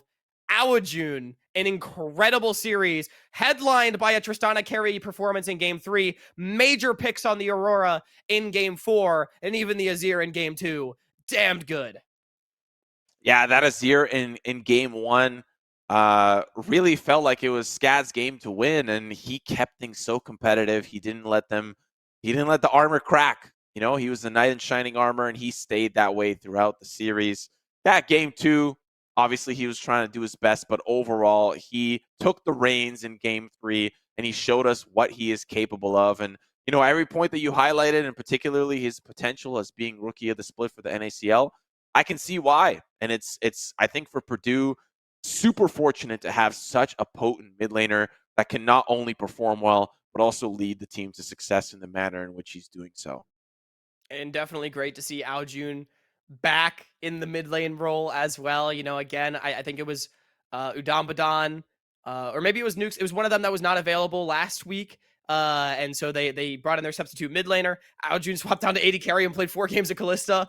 It was crazy stuff. Aljun, though, showing his chops, an incredibly talented player, and definitely deserving of the MVP. We will have an interview coming up fairly soon. We're waiting on word from production on that one once we are all set. If also the question for production, before we get to the interview, if there's any way we can look, I don't know if the bracket's updated. I would love to look at where we stand now following these previous games. Okay, I'm getting word the bracket's not updated yet, so maybe we can get there in a few minutes. We'll go maybe interview and then bracket perhaps.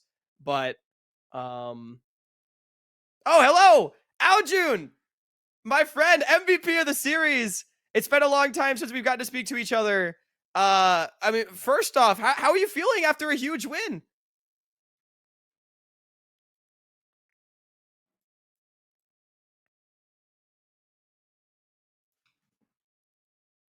Yeah, I it seems really like wish I we could hear what you said, but you looked so jovial and happy. So I think that's something on our end with the vmix. So okay, we're getting word that neither can stream, but you look great. I'm sure you sound great too. We'll try to figure out the audio issue really quick and make sure that we're able to hear you. Um, But I just to talk a little bit more about the series and maybe why we gave you MVP. I mean, man, you've been smurfing it on not only the mages recently, but stepping up as an 80 carry player, Tristana in game 3, and then also last week on the Callista for your team. So exciting. Let's do a maybe a check on audio really quick. Checking. Hello. Testing. We got you. We Hey, got you. Okay, Aljun, how you Aljun! feeling? Big win today. I said I'm feeling good, feeling good. And then, every time we win, our director Samba takes us out to dinner. So, that's the biggest incentive to go out there and try our best.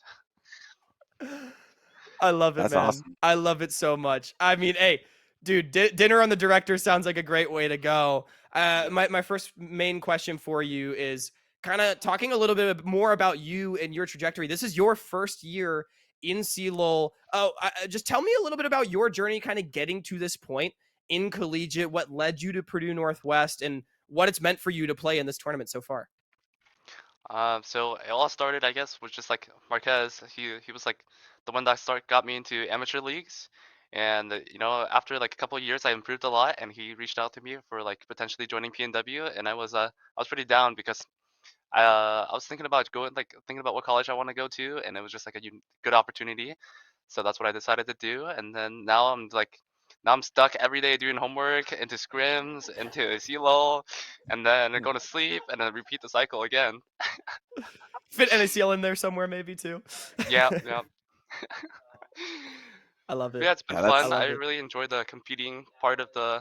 Really enjoy competing, and it's a lot feels a lot better than high school because high school is more like a chore and like kind of like just stuck in prison, and then now I'm like living life. It feels like time's actually passing so fast. that's That awesome. really That's is. awesome. I, Yeah. I, I did have a question after that second game because obviously, Mhm. emotions can't really be described into stats. Obviously, what was going through the team's mind after that second game? Did you guys just wash it off and just move on to that third game, or did you guys get shaken up a little bit after what happened in the bot lane? Yeah, we just shook it off because we kind of knew we messed up in draft because like it was just the lane was just too unplayable. Like if anything, I think we were just working out like some errors we had in the first game was more stressful than the second game because we knew the second game was just like we need to fix what we did in drafts. Yeah. I mean, it almost felt like one of those games. I think I said this on the cast. Like, it was so bad, it's good because you can be like, well, we messed up. On to the next, right? And not feel too terrible about it. But I mean, talking about you as a player specifically a little bit more. We've talked a lot about it. You've been having a great split in the NACL so far. Tell me about how you feel that you've grown as a player since the last time I spoke to you, which was back when you were playing for Lotus and doing really well in NACLQ. Where do you feel, how do you feel you've grown in the last year or so? Since OQs from the Lotus, I think I've definitely honed in on my champion mastery for like the meta champion pools a lot more, and then just like getting consistent practice in solo queue and actually a lot enabled me to like learn a lot more about like macro versus just micro like mechanics on like all these like 100 champions I'm playing. And so it's just like honing in and like actually mastering my craft's been really useful. Thanks to mesmerism, I guess. I would have to shout out. Yeah, that's Awesome. cool, man. I did want to ask about looking ahead. I know that tomorrow is less than 24 hours away. Your opponent, UST, is a little bit of a beast to defeat. How do you guys feel going into that matchup tomorrow? Um, I think if my if all my teammates are ready to win, I'm ready to win with them. Like I don't think the level of our opponents don't really matter. It just depends on what we're feeling today, I guess. I love it. Nameplates off. Just go beat them. I mean, you guys got it covered. Hey, they lost today. They could lose tomorrow too. You guys are on the hot streak. Aljun, last thing I have for you is before I ask you for shout outs, maybe this will be part of your shout outs because I know I was a doubter coming into this year, and I'm going to give you the opportunity right now. You can fire back at me. You've been smurfing it in 2025. Do you have anything to say to anyone that's doubted you over the course of your career? Do you have anything to say about how you're playing right now, or just any shout outs in general before we send you off? Um, just want to say, like, I never really cared what other people think, but this is gonna be the year. I gotta live up for the all the support people have given me, like mesmerism. Like, I actually gotta go perform and like get #1 so that they can post on their Twitter. Like, they coach this guy, and then they can get more people to sign up.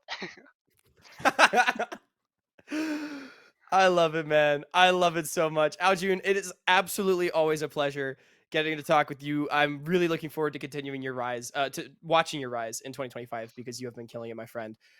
Best of luck tomorrow against St. Thomas, and congratulations on the MVP. Thank you. Congrats.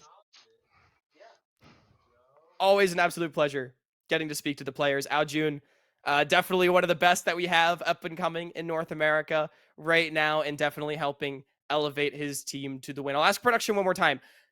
But do we have a bracket available to look at? Most of the games having concluded for this round. I can go through some of the results as I am getting word. I do think we have the upper bracket completed.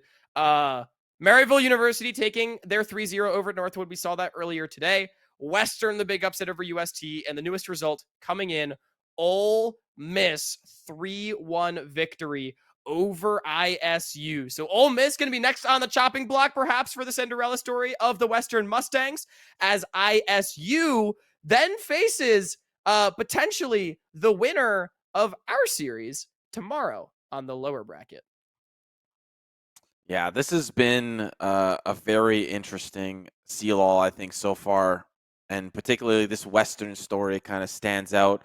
We'll see how much further they can go, but obviously you'll have to wait for that for May 3rd. We'll be covering the lower bracket tomorrow.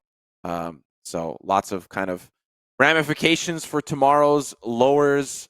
We'll see where the cards fall, but there's a lot of really highly seeded teams in the lower bracket right now. So I think for some of these smaller Cinderella stories that are just trying to make their way through, it's going to be a tough battle tomorrow. But anything is possible if we reflect back on how the brackets have unfolded so far.